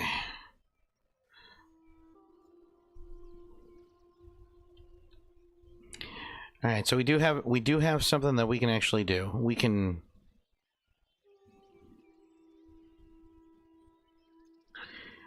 I do not have the strength to move on Vienna. I don't have the strength. But what I can probably try to do is play a defensive war after this. So what I'll do is I'll take Silesia from them, and I'll talk to them, see if they would be willing to sit at the table. And here's the crazy part. I offered them Prague. I took Prague from them, and I said, you know what? I'll give you Prague because I didn't really want to fight the Austrians. I did not want to fight them. I didn't want to fight the Poles either. The Poles they want nothing to do with me. I think it's because I'm Protestant and they're Catholic, which is probably not helping the situation. Right? Yeah. They're Catholic. They're Catholic. So that's definitely not helping the situation. But hopefully, I don't know. I bet you if I wipe off a couple of Poland's armies off the field, they might just sit down and just be like, you know, hey, we'll calm the fuck down now. But Austria right now, Austria needs to be humbled in order for me to actually bring them to the table. And the thing is, Austria Austria only has a few places. Like, they have Transylvania over here, but they're gonna have to deal with the Ottomans. But really, the Ottomans are pushovers. I'm not gonna lie to you guys. They're pushovers. They suck. But and then they have Croatia.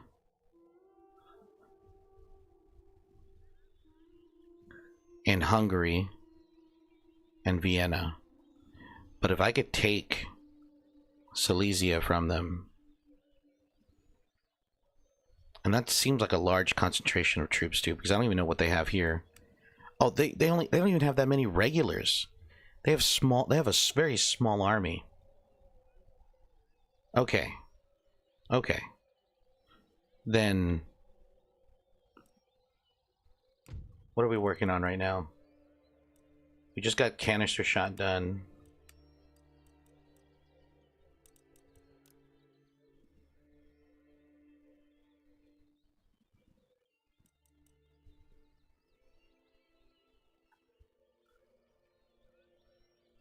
My older sister back 2 is upcoming just next month.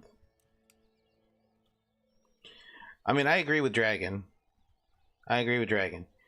You know, keep working. You'll get that. You'll get to the point to where you want to be. You know, don't let jealousy fuel. I mean, have the drive and the want to do better, but don't let jealousy fuel you to get better. It's just one of those things, you know. Let me see.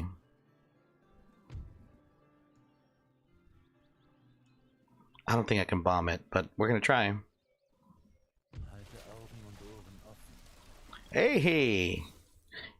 Your agent has successfully completed his mission of sabotage against the enemy. Having escaped undetected, he will be ready for new orders in the next turn. Good job. So recruitment capacity is down. And they get no repression. But that's okay. Alright. Let's move.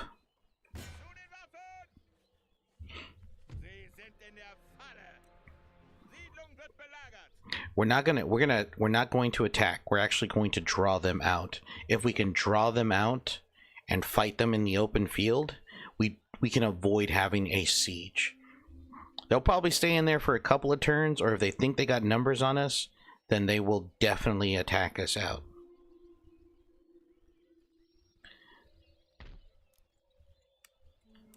Let me see. Over here, all of these are pretty good decently in terms of fighting strength, and I don't want to bring them out. What are you bringing to the party, sir? You're bringing 12-pounder foot artillery and then 2 regulars. Really?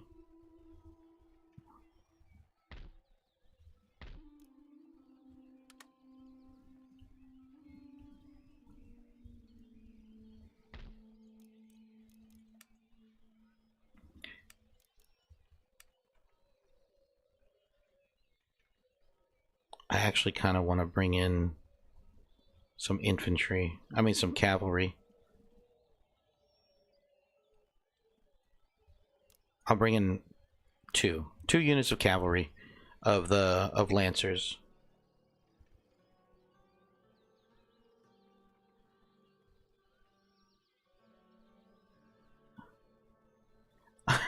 Oh man.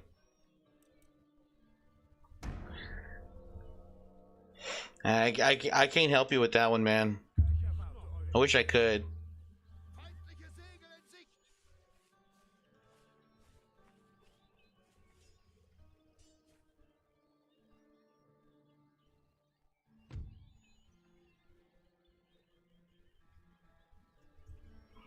Okay, it's mostly cavalry. I think we have a really good chance, but I don't know. I'm gonna save it, and let's do this.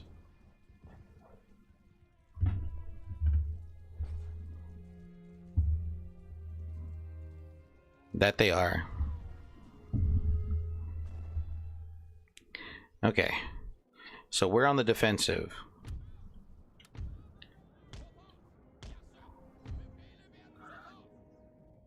Alright. So 3rd Regiment of Horse.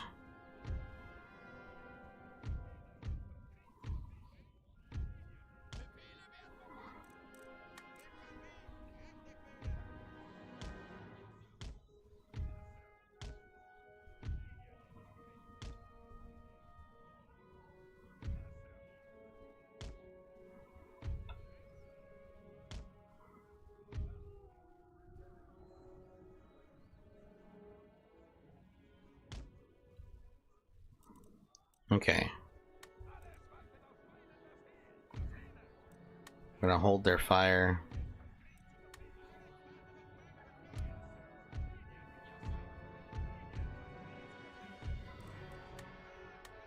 They're gonna hold formation.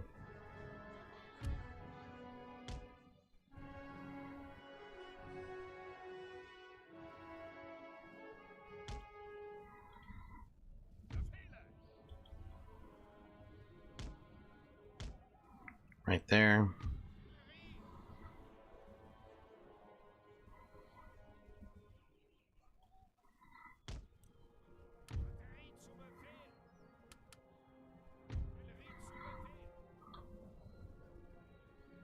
Talk to him and tell him to tell her to go.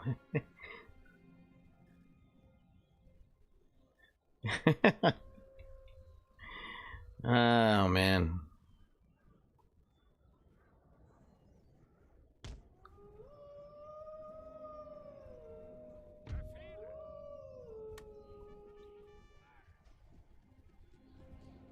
Ah, shit.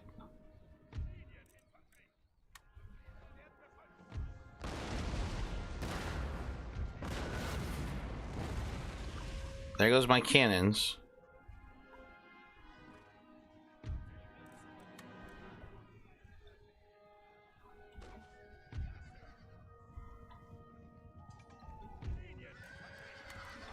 Hold it, hold it.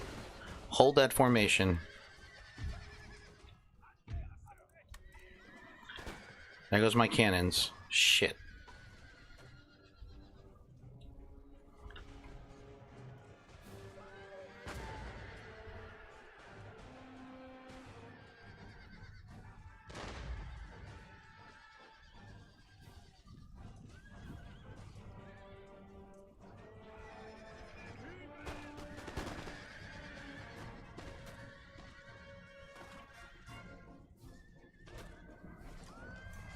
Hold strong, hold strong. Hold the lines.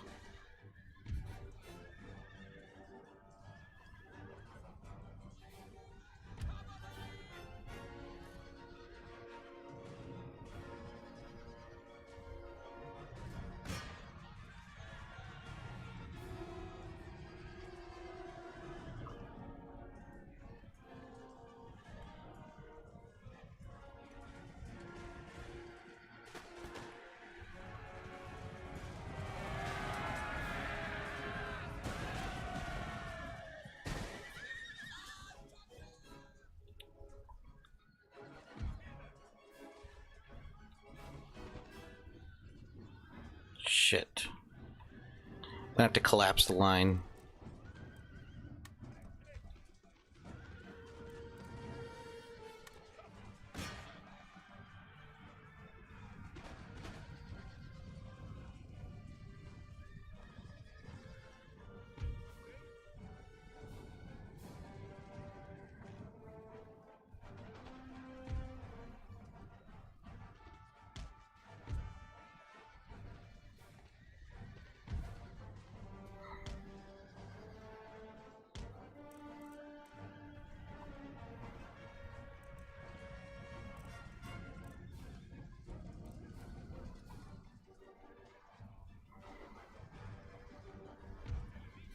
Shit, shit, shit, shit, shit.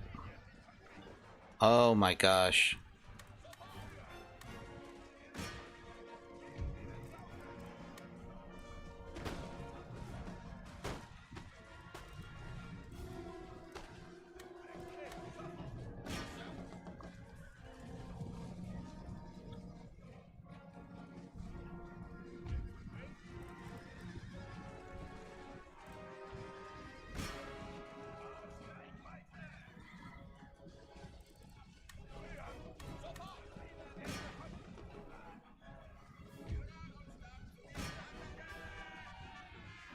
Defend the cannon.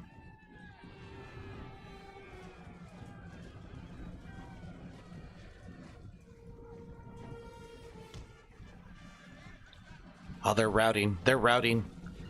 Oh my god, they're routing. That's it. They are running. We've broken them.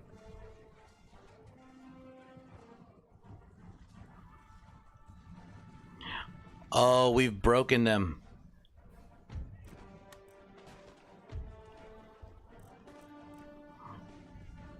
Reform, reform, reform.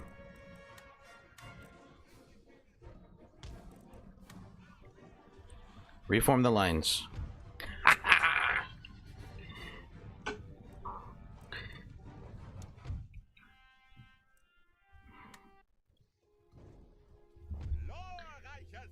Oh, God. We lost a lot of guys, though. There's no way that we could probably carry on the siege.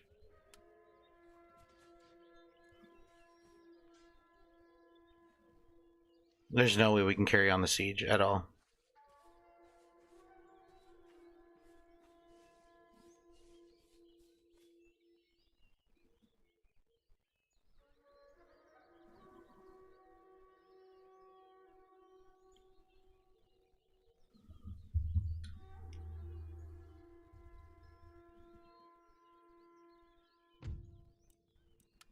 Yeah, I know. This is going to be...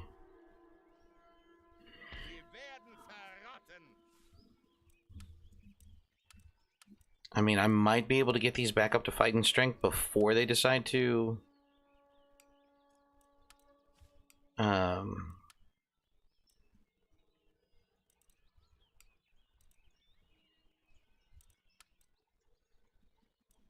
At least those.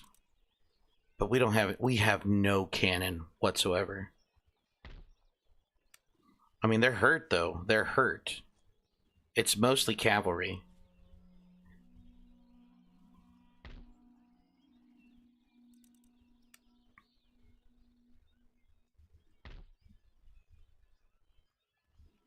These guys I gotta get rid of, because they're just gonna be nothing but problems.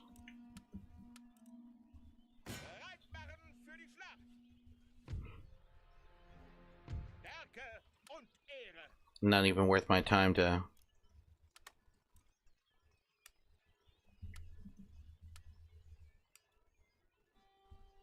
Not even worth it. What do we have here?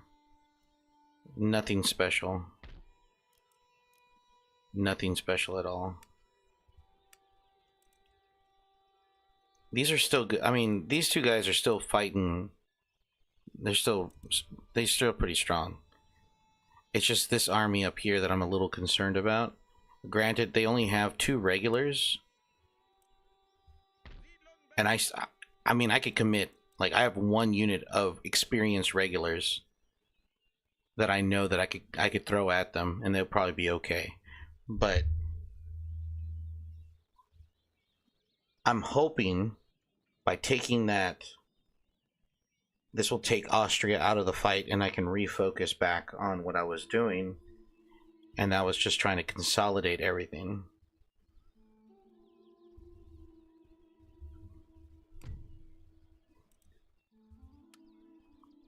I would really like to set up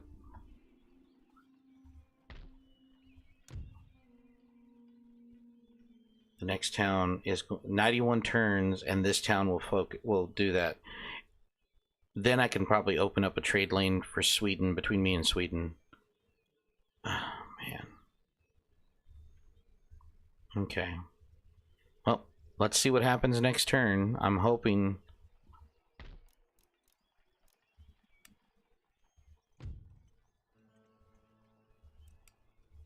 I'll continue to let him be there.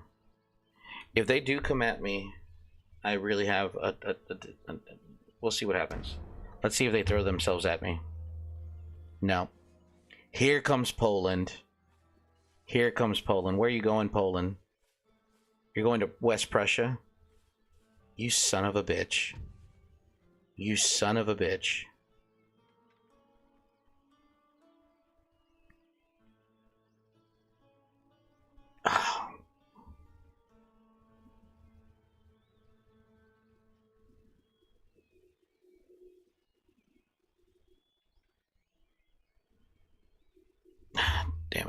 All right. We will have to bloody them. We will bloody them, actually. I'm gonna save it here.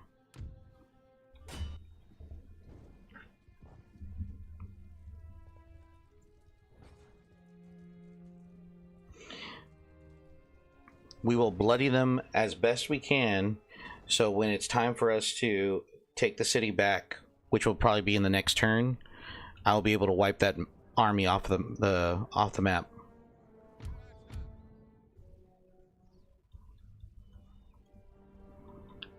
All right. Your teeth are cold.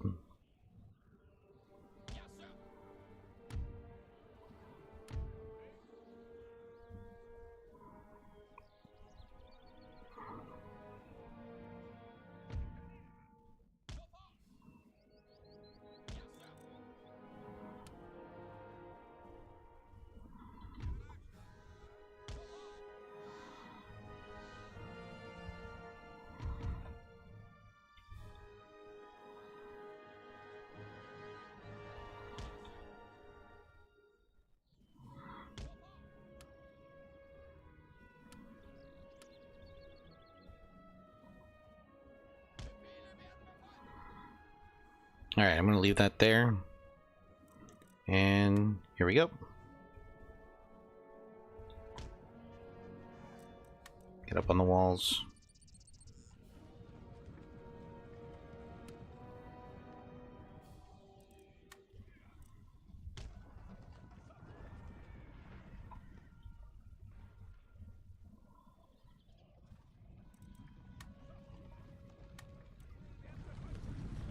Oh, they're pikemen.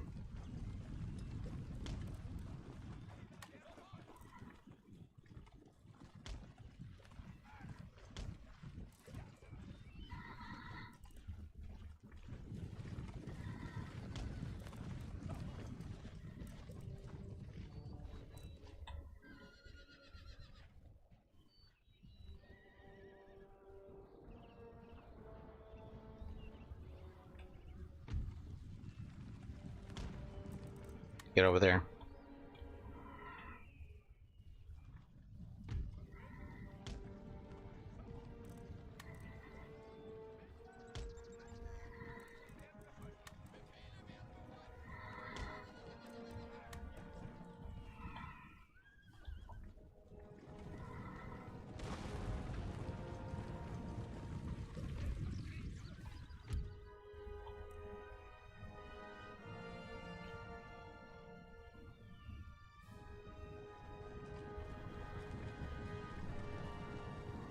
All right, here we go.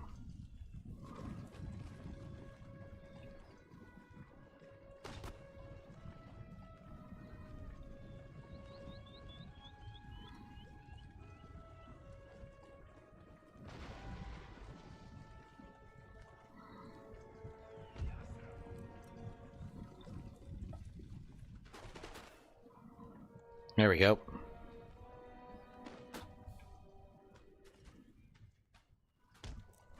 Get off the walls.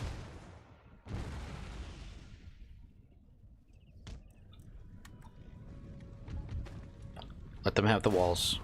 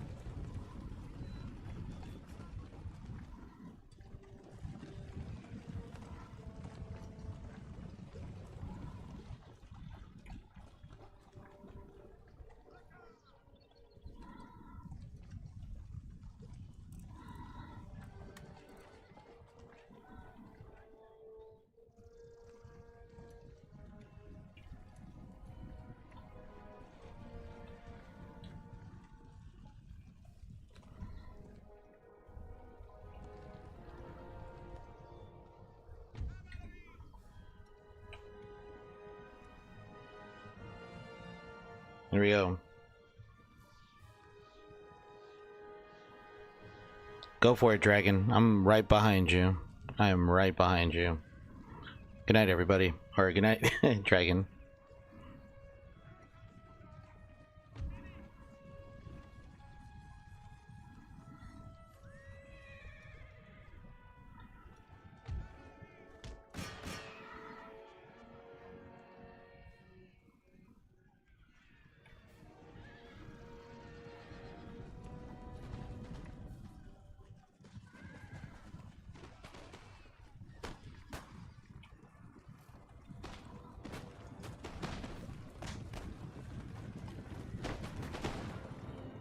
There you go. Hold the line, hold the line.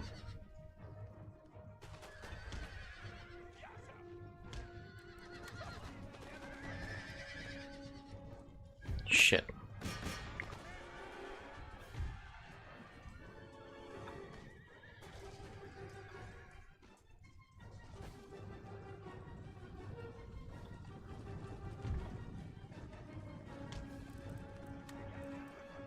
Get over there.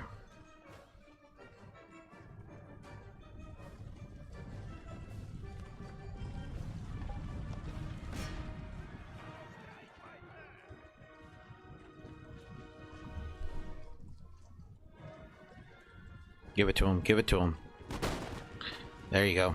There you go. If they want this, they're gonna have to earn it. It's 11:13 right now where I'm at. 11:13 Central United States time.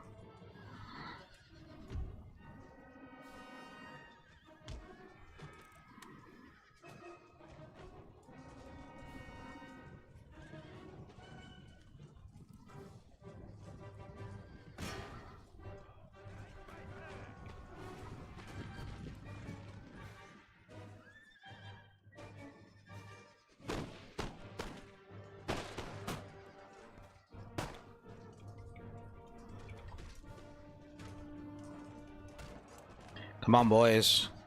Come on, boys. They need to work for it. If they want this place, they gotta work for it.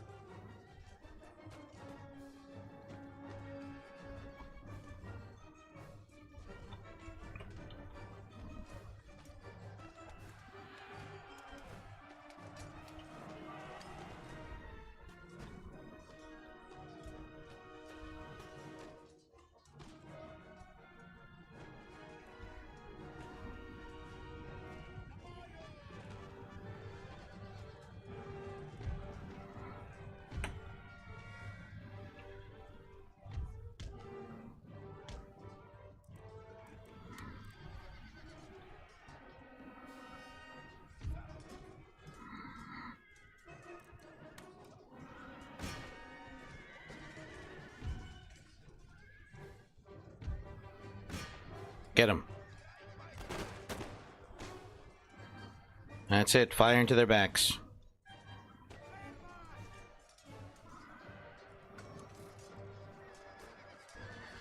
Get them out of here. Get them out of here.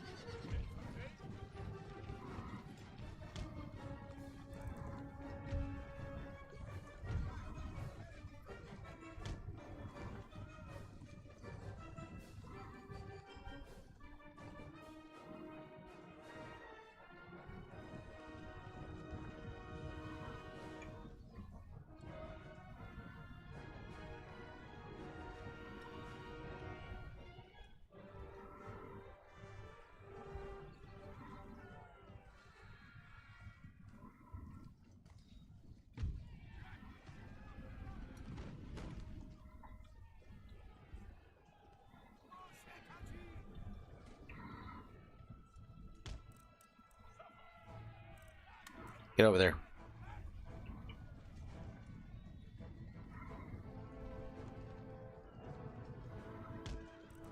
Get it going.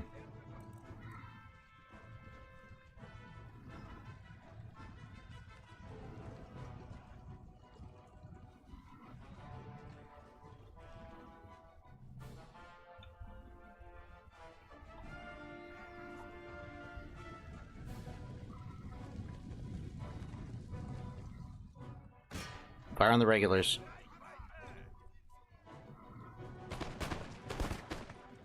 There you go. There you go. That's fine. That's fine. If they're gonna run, they're gonna run.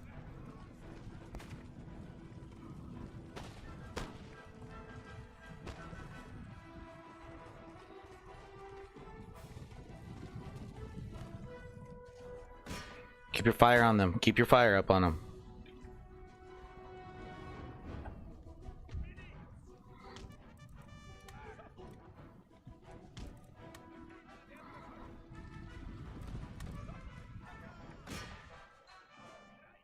Sure, buddy.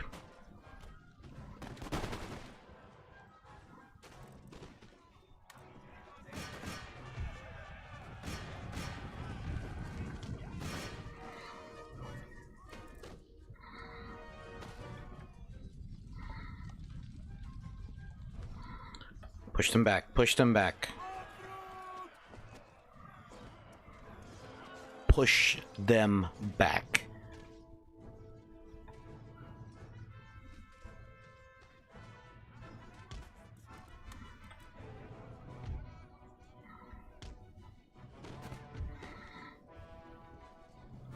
Oh, shit, they got cavalry inside of her.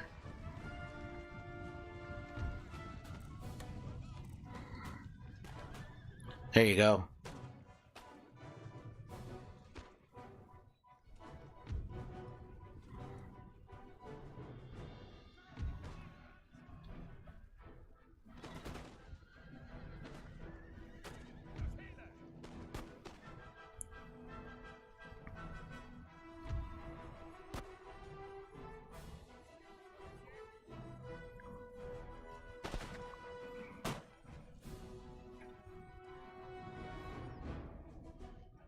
That's right, boys.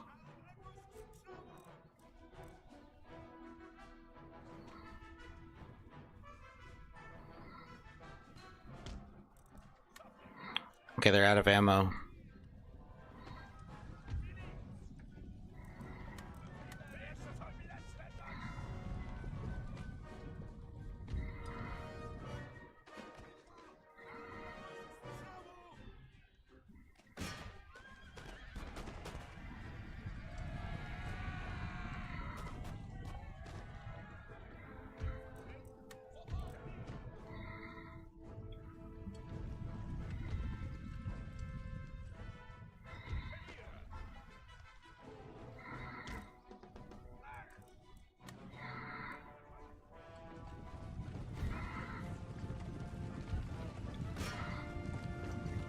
Okay, should I what?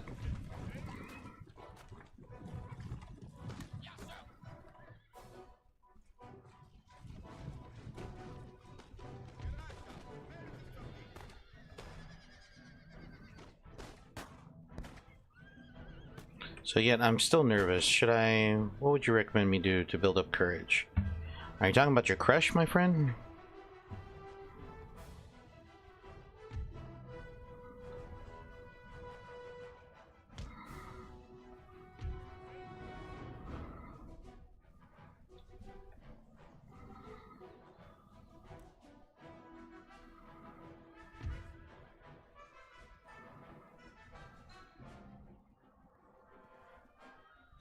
Yeah, still shy.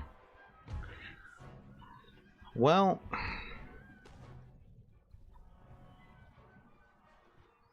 I'm still nervous. Well...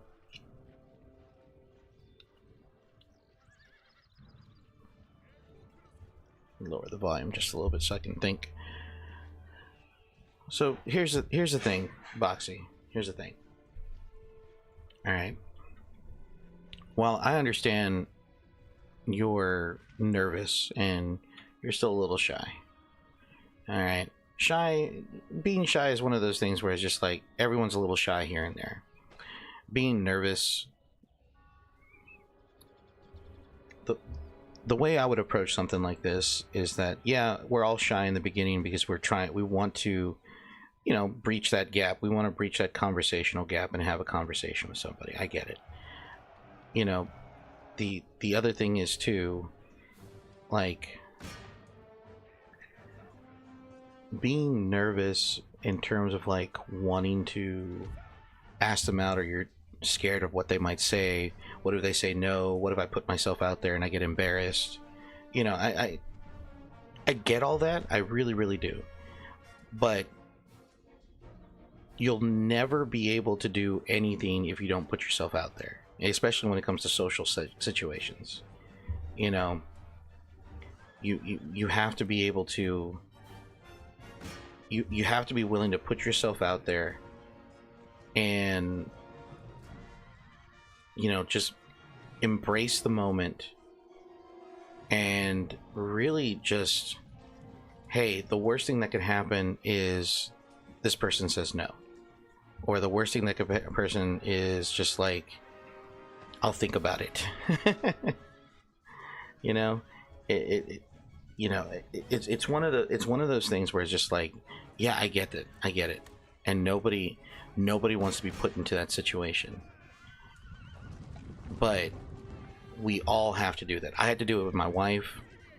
I had to do it with several other girlfriends that I've had in the past when I was younger. You got to take that risk. You got to be willing to put yourself, get past those nerves, and just, take a plunge, and you'll feel so much better afterwards. And you'll be, why was I nervous in the beginning? Like, why was I nervous in the first place? I shouldn't have been nervous.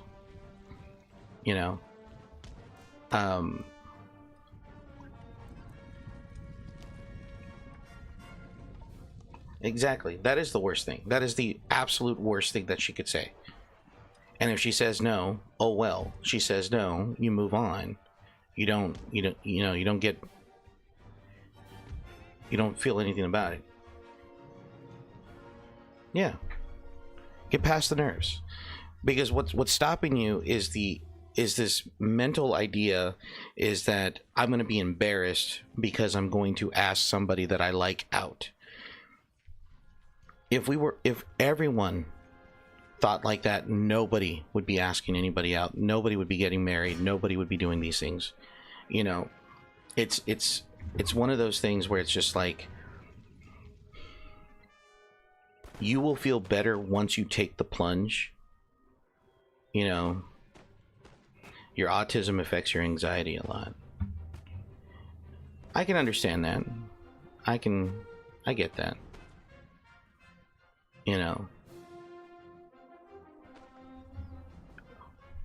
But I may not know a lot about autism and how it affects anxiety, but I do feel that you do have some level of control.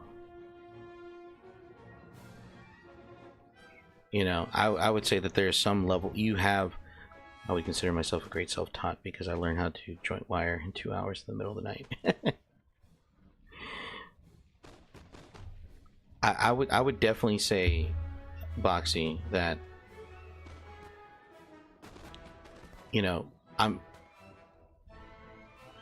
I may not know much about it, and I will be wholeheartedly admitted. Well, see, there you go. See, there it is right there. I do have control. I ain't restricted by my chains. You see, there you go. You just need to have that mentality over your nerves. That's the mentality you got to have. That's the mentality that you need to have.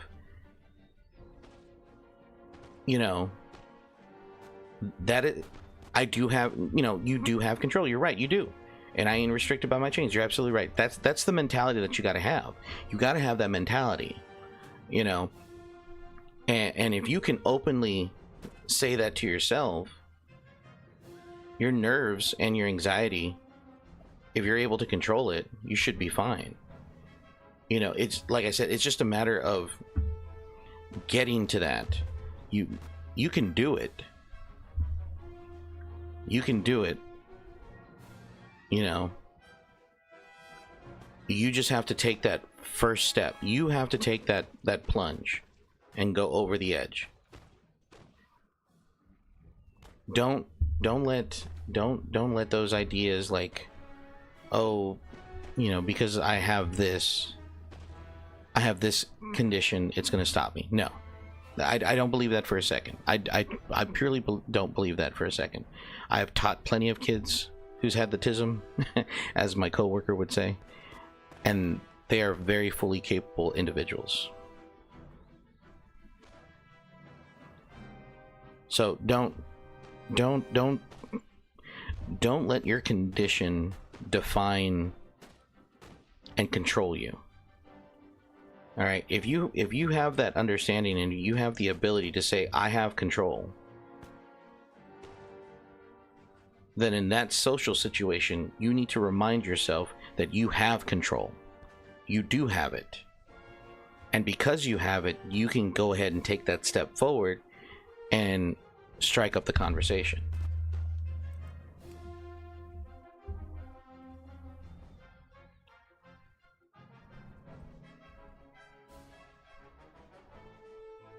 Am I really just gonna sit here and whittle these guys down until they actually like surrender? They're running. Who's left? Pikeman? Taking the walls. Taking the walls back.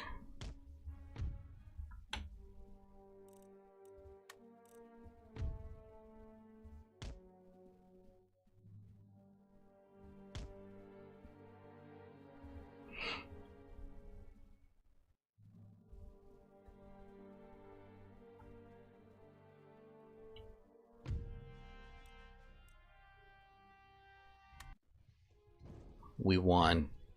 Holy crap, we won.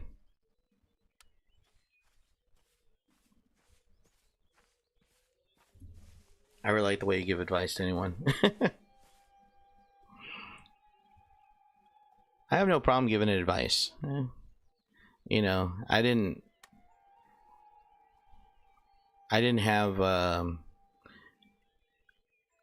have too many people give me advice when I was younger, and I kind of wish I did. I probably would have avoided a lot of the problems that I had when I was younger.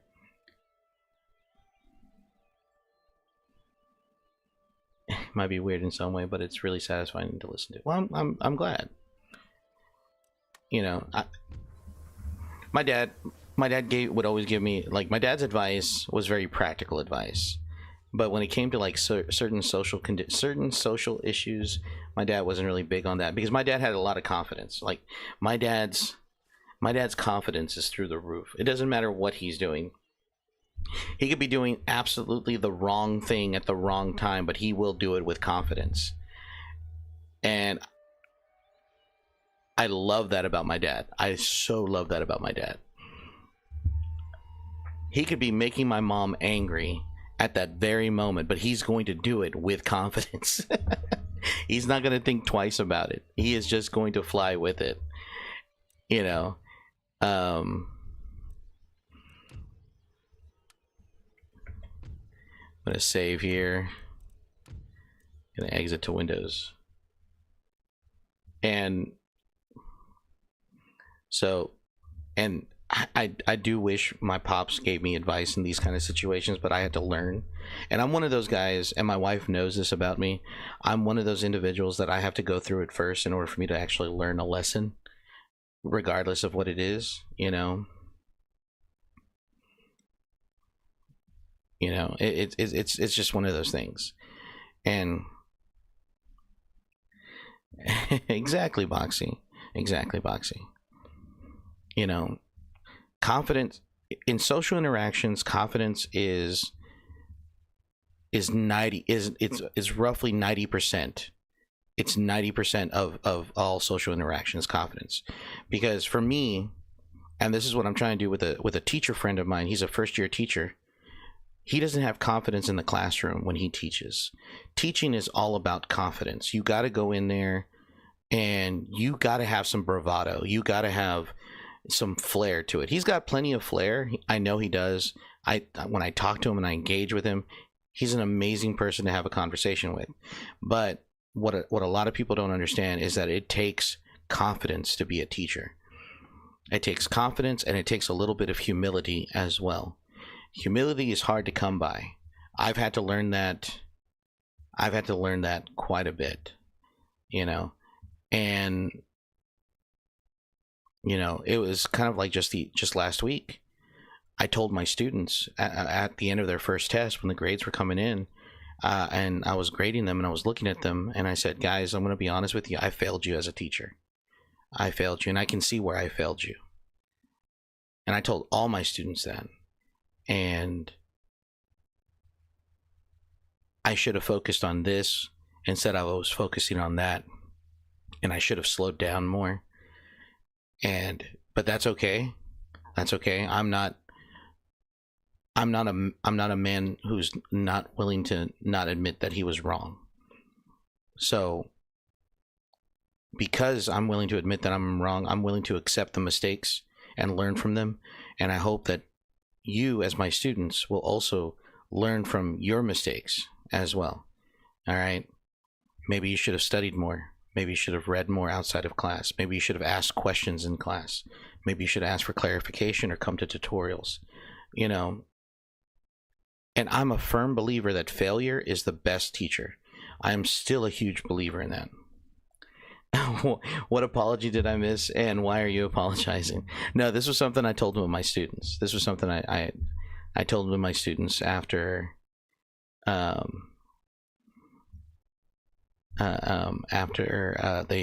did poorly on a test. They did poorly on a test because I taught them poorly, and I should have done a little bit better. And when my kids do bad, I take it to heart. I generally take it to heart. And so I try to correct and shift.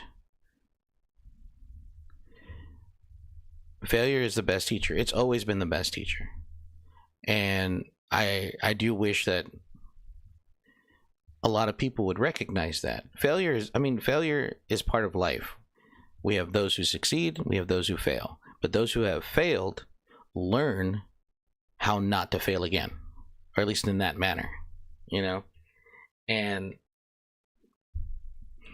I'm reminded of a quote. If you'll indulge me for a moment before I sign off for the night.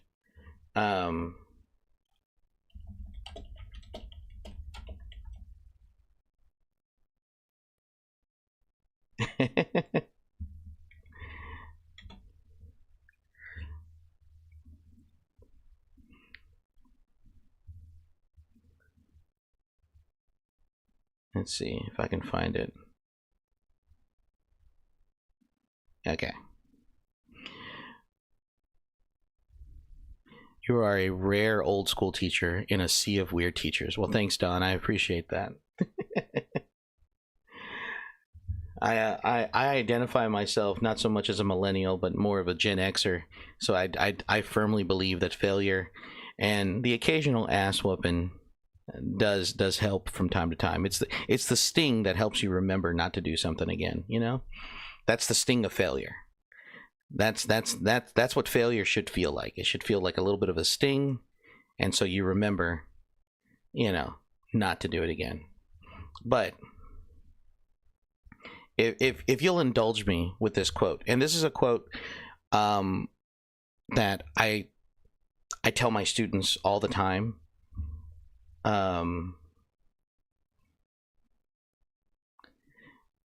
This is a quote that I tell my students all the time when it comes to like some of these situations, and it's something that keeps me going all the time. So here's the quote. It's a bit wordy, but it's not the critic who counts. It's not the one who points out how the strong man stumbled or how the doer of deeds might have done them better. The credit belongs to the man who is actually in the arena, whose face is marred with sweat and dust and blood, who strives valiantly, who errs and comes short again and again, who knows the great enthusiasms, the great devotions, and spends himself in a worthy cause, who, if he wins, knows the triumph of high achievement, and who, if he fails, at least fails while daring greatly. so that his place shall never be with those cold and timid souls who know neither victory nor defeat. Theodore Roosevelt. That is one of my favorite quotes from Theodore Roosevelt. All the people outside can criticize and they can say what they want, they can do what they want, but it doesn't matter. It's the fact that you took this chance. You went out there, got yourself sweaty, got yourself bloody, got yourself scarred, fell, pick yourself up again, fell to fall down again, and then pick yourself up again. You're the one who did it. That's what counts. It's not the people outside of you. It's what counts as you. And so that right there is a quote that I personally live by.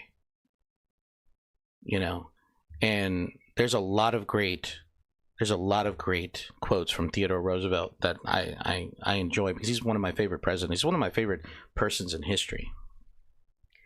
And you know, it's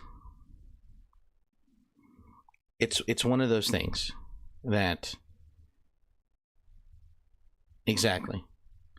I took this chance and I took this chance to do something. Exactly.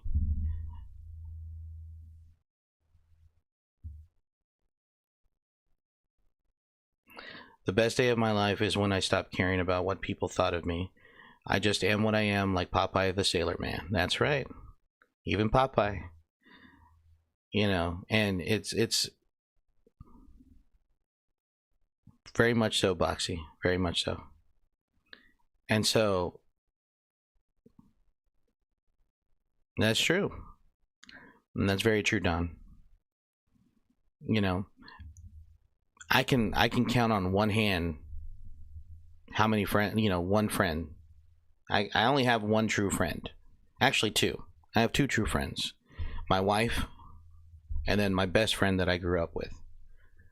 And you know, I those are the only individuals that, you know, I trust my life with, you know, in terms of friendship.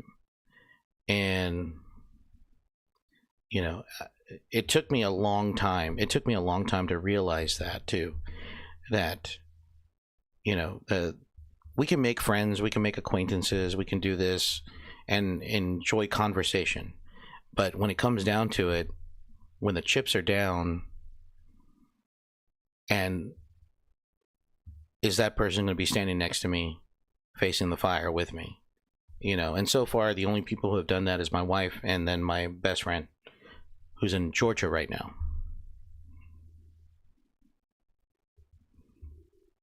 That's all you need. That's all you need, you know.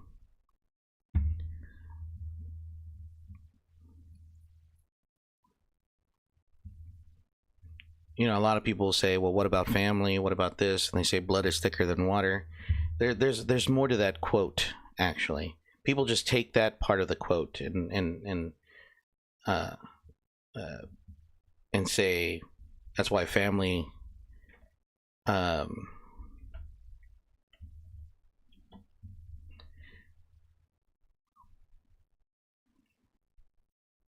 but it's there's more to that quote. You know,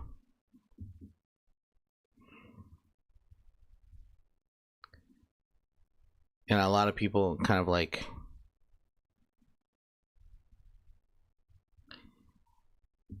it's a very interesting quote, but yeah. So I will say this, Boxy, and this is the best advice that I can give you, and I can give anybody else who's just not, who feels like they just don't have the confidence. You have the confidence; it's in there. It's you know, you just have to let it out. You have to stop worrying about. You have to stop worrying about the possibilities of failure. Okay, you have to stop worrying about the possibilities of failure. Failure is going to happen either way. Failure is inevitable, okay? Because look at it this way. If you don't do nothing, you failed. If you do something and you fail anyway, you know, at least you can say you tried. That's the difference. That's the difference. That's the key difference. failure will always be there in some fashion, in some form. And it's something that personally I've had to learn, and I'm glad that I've learned it.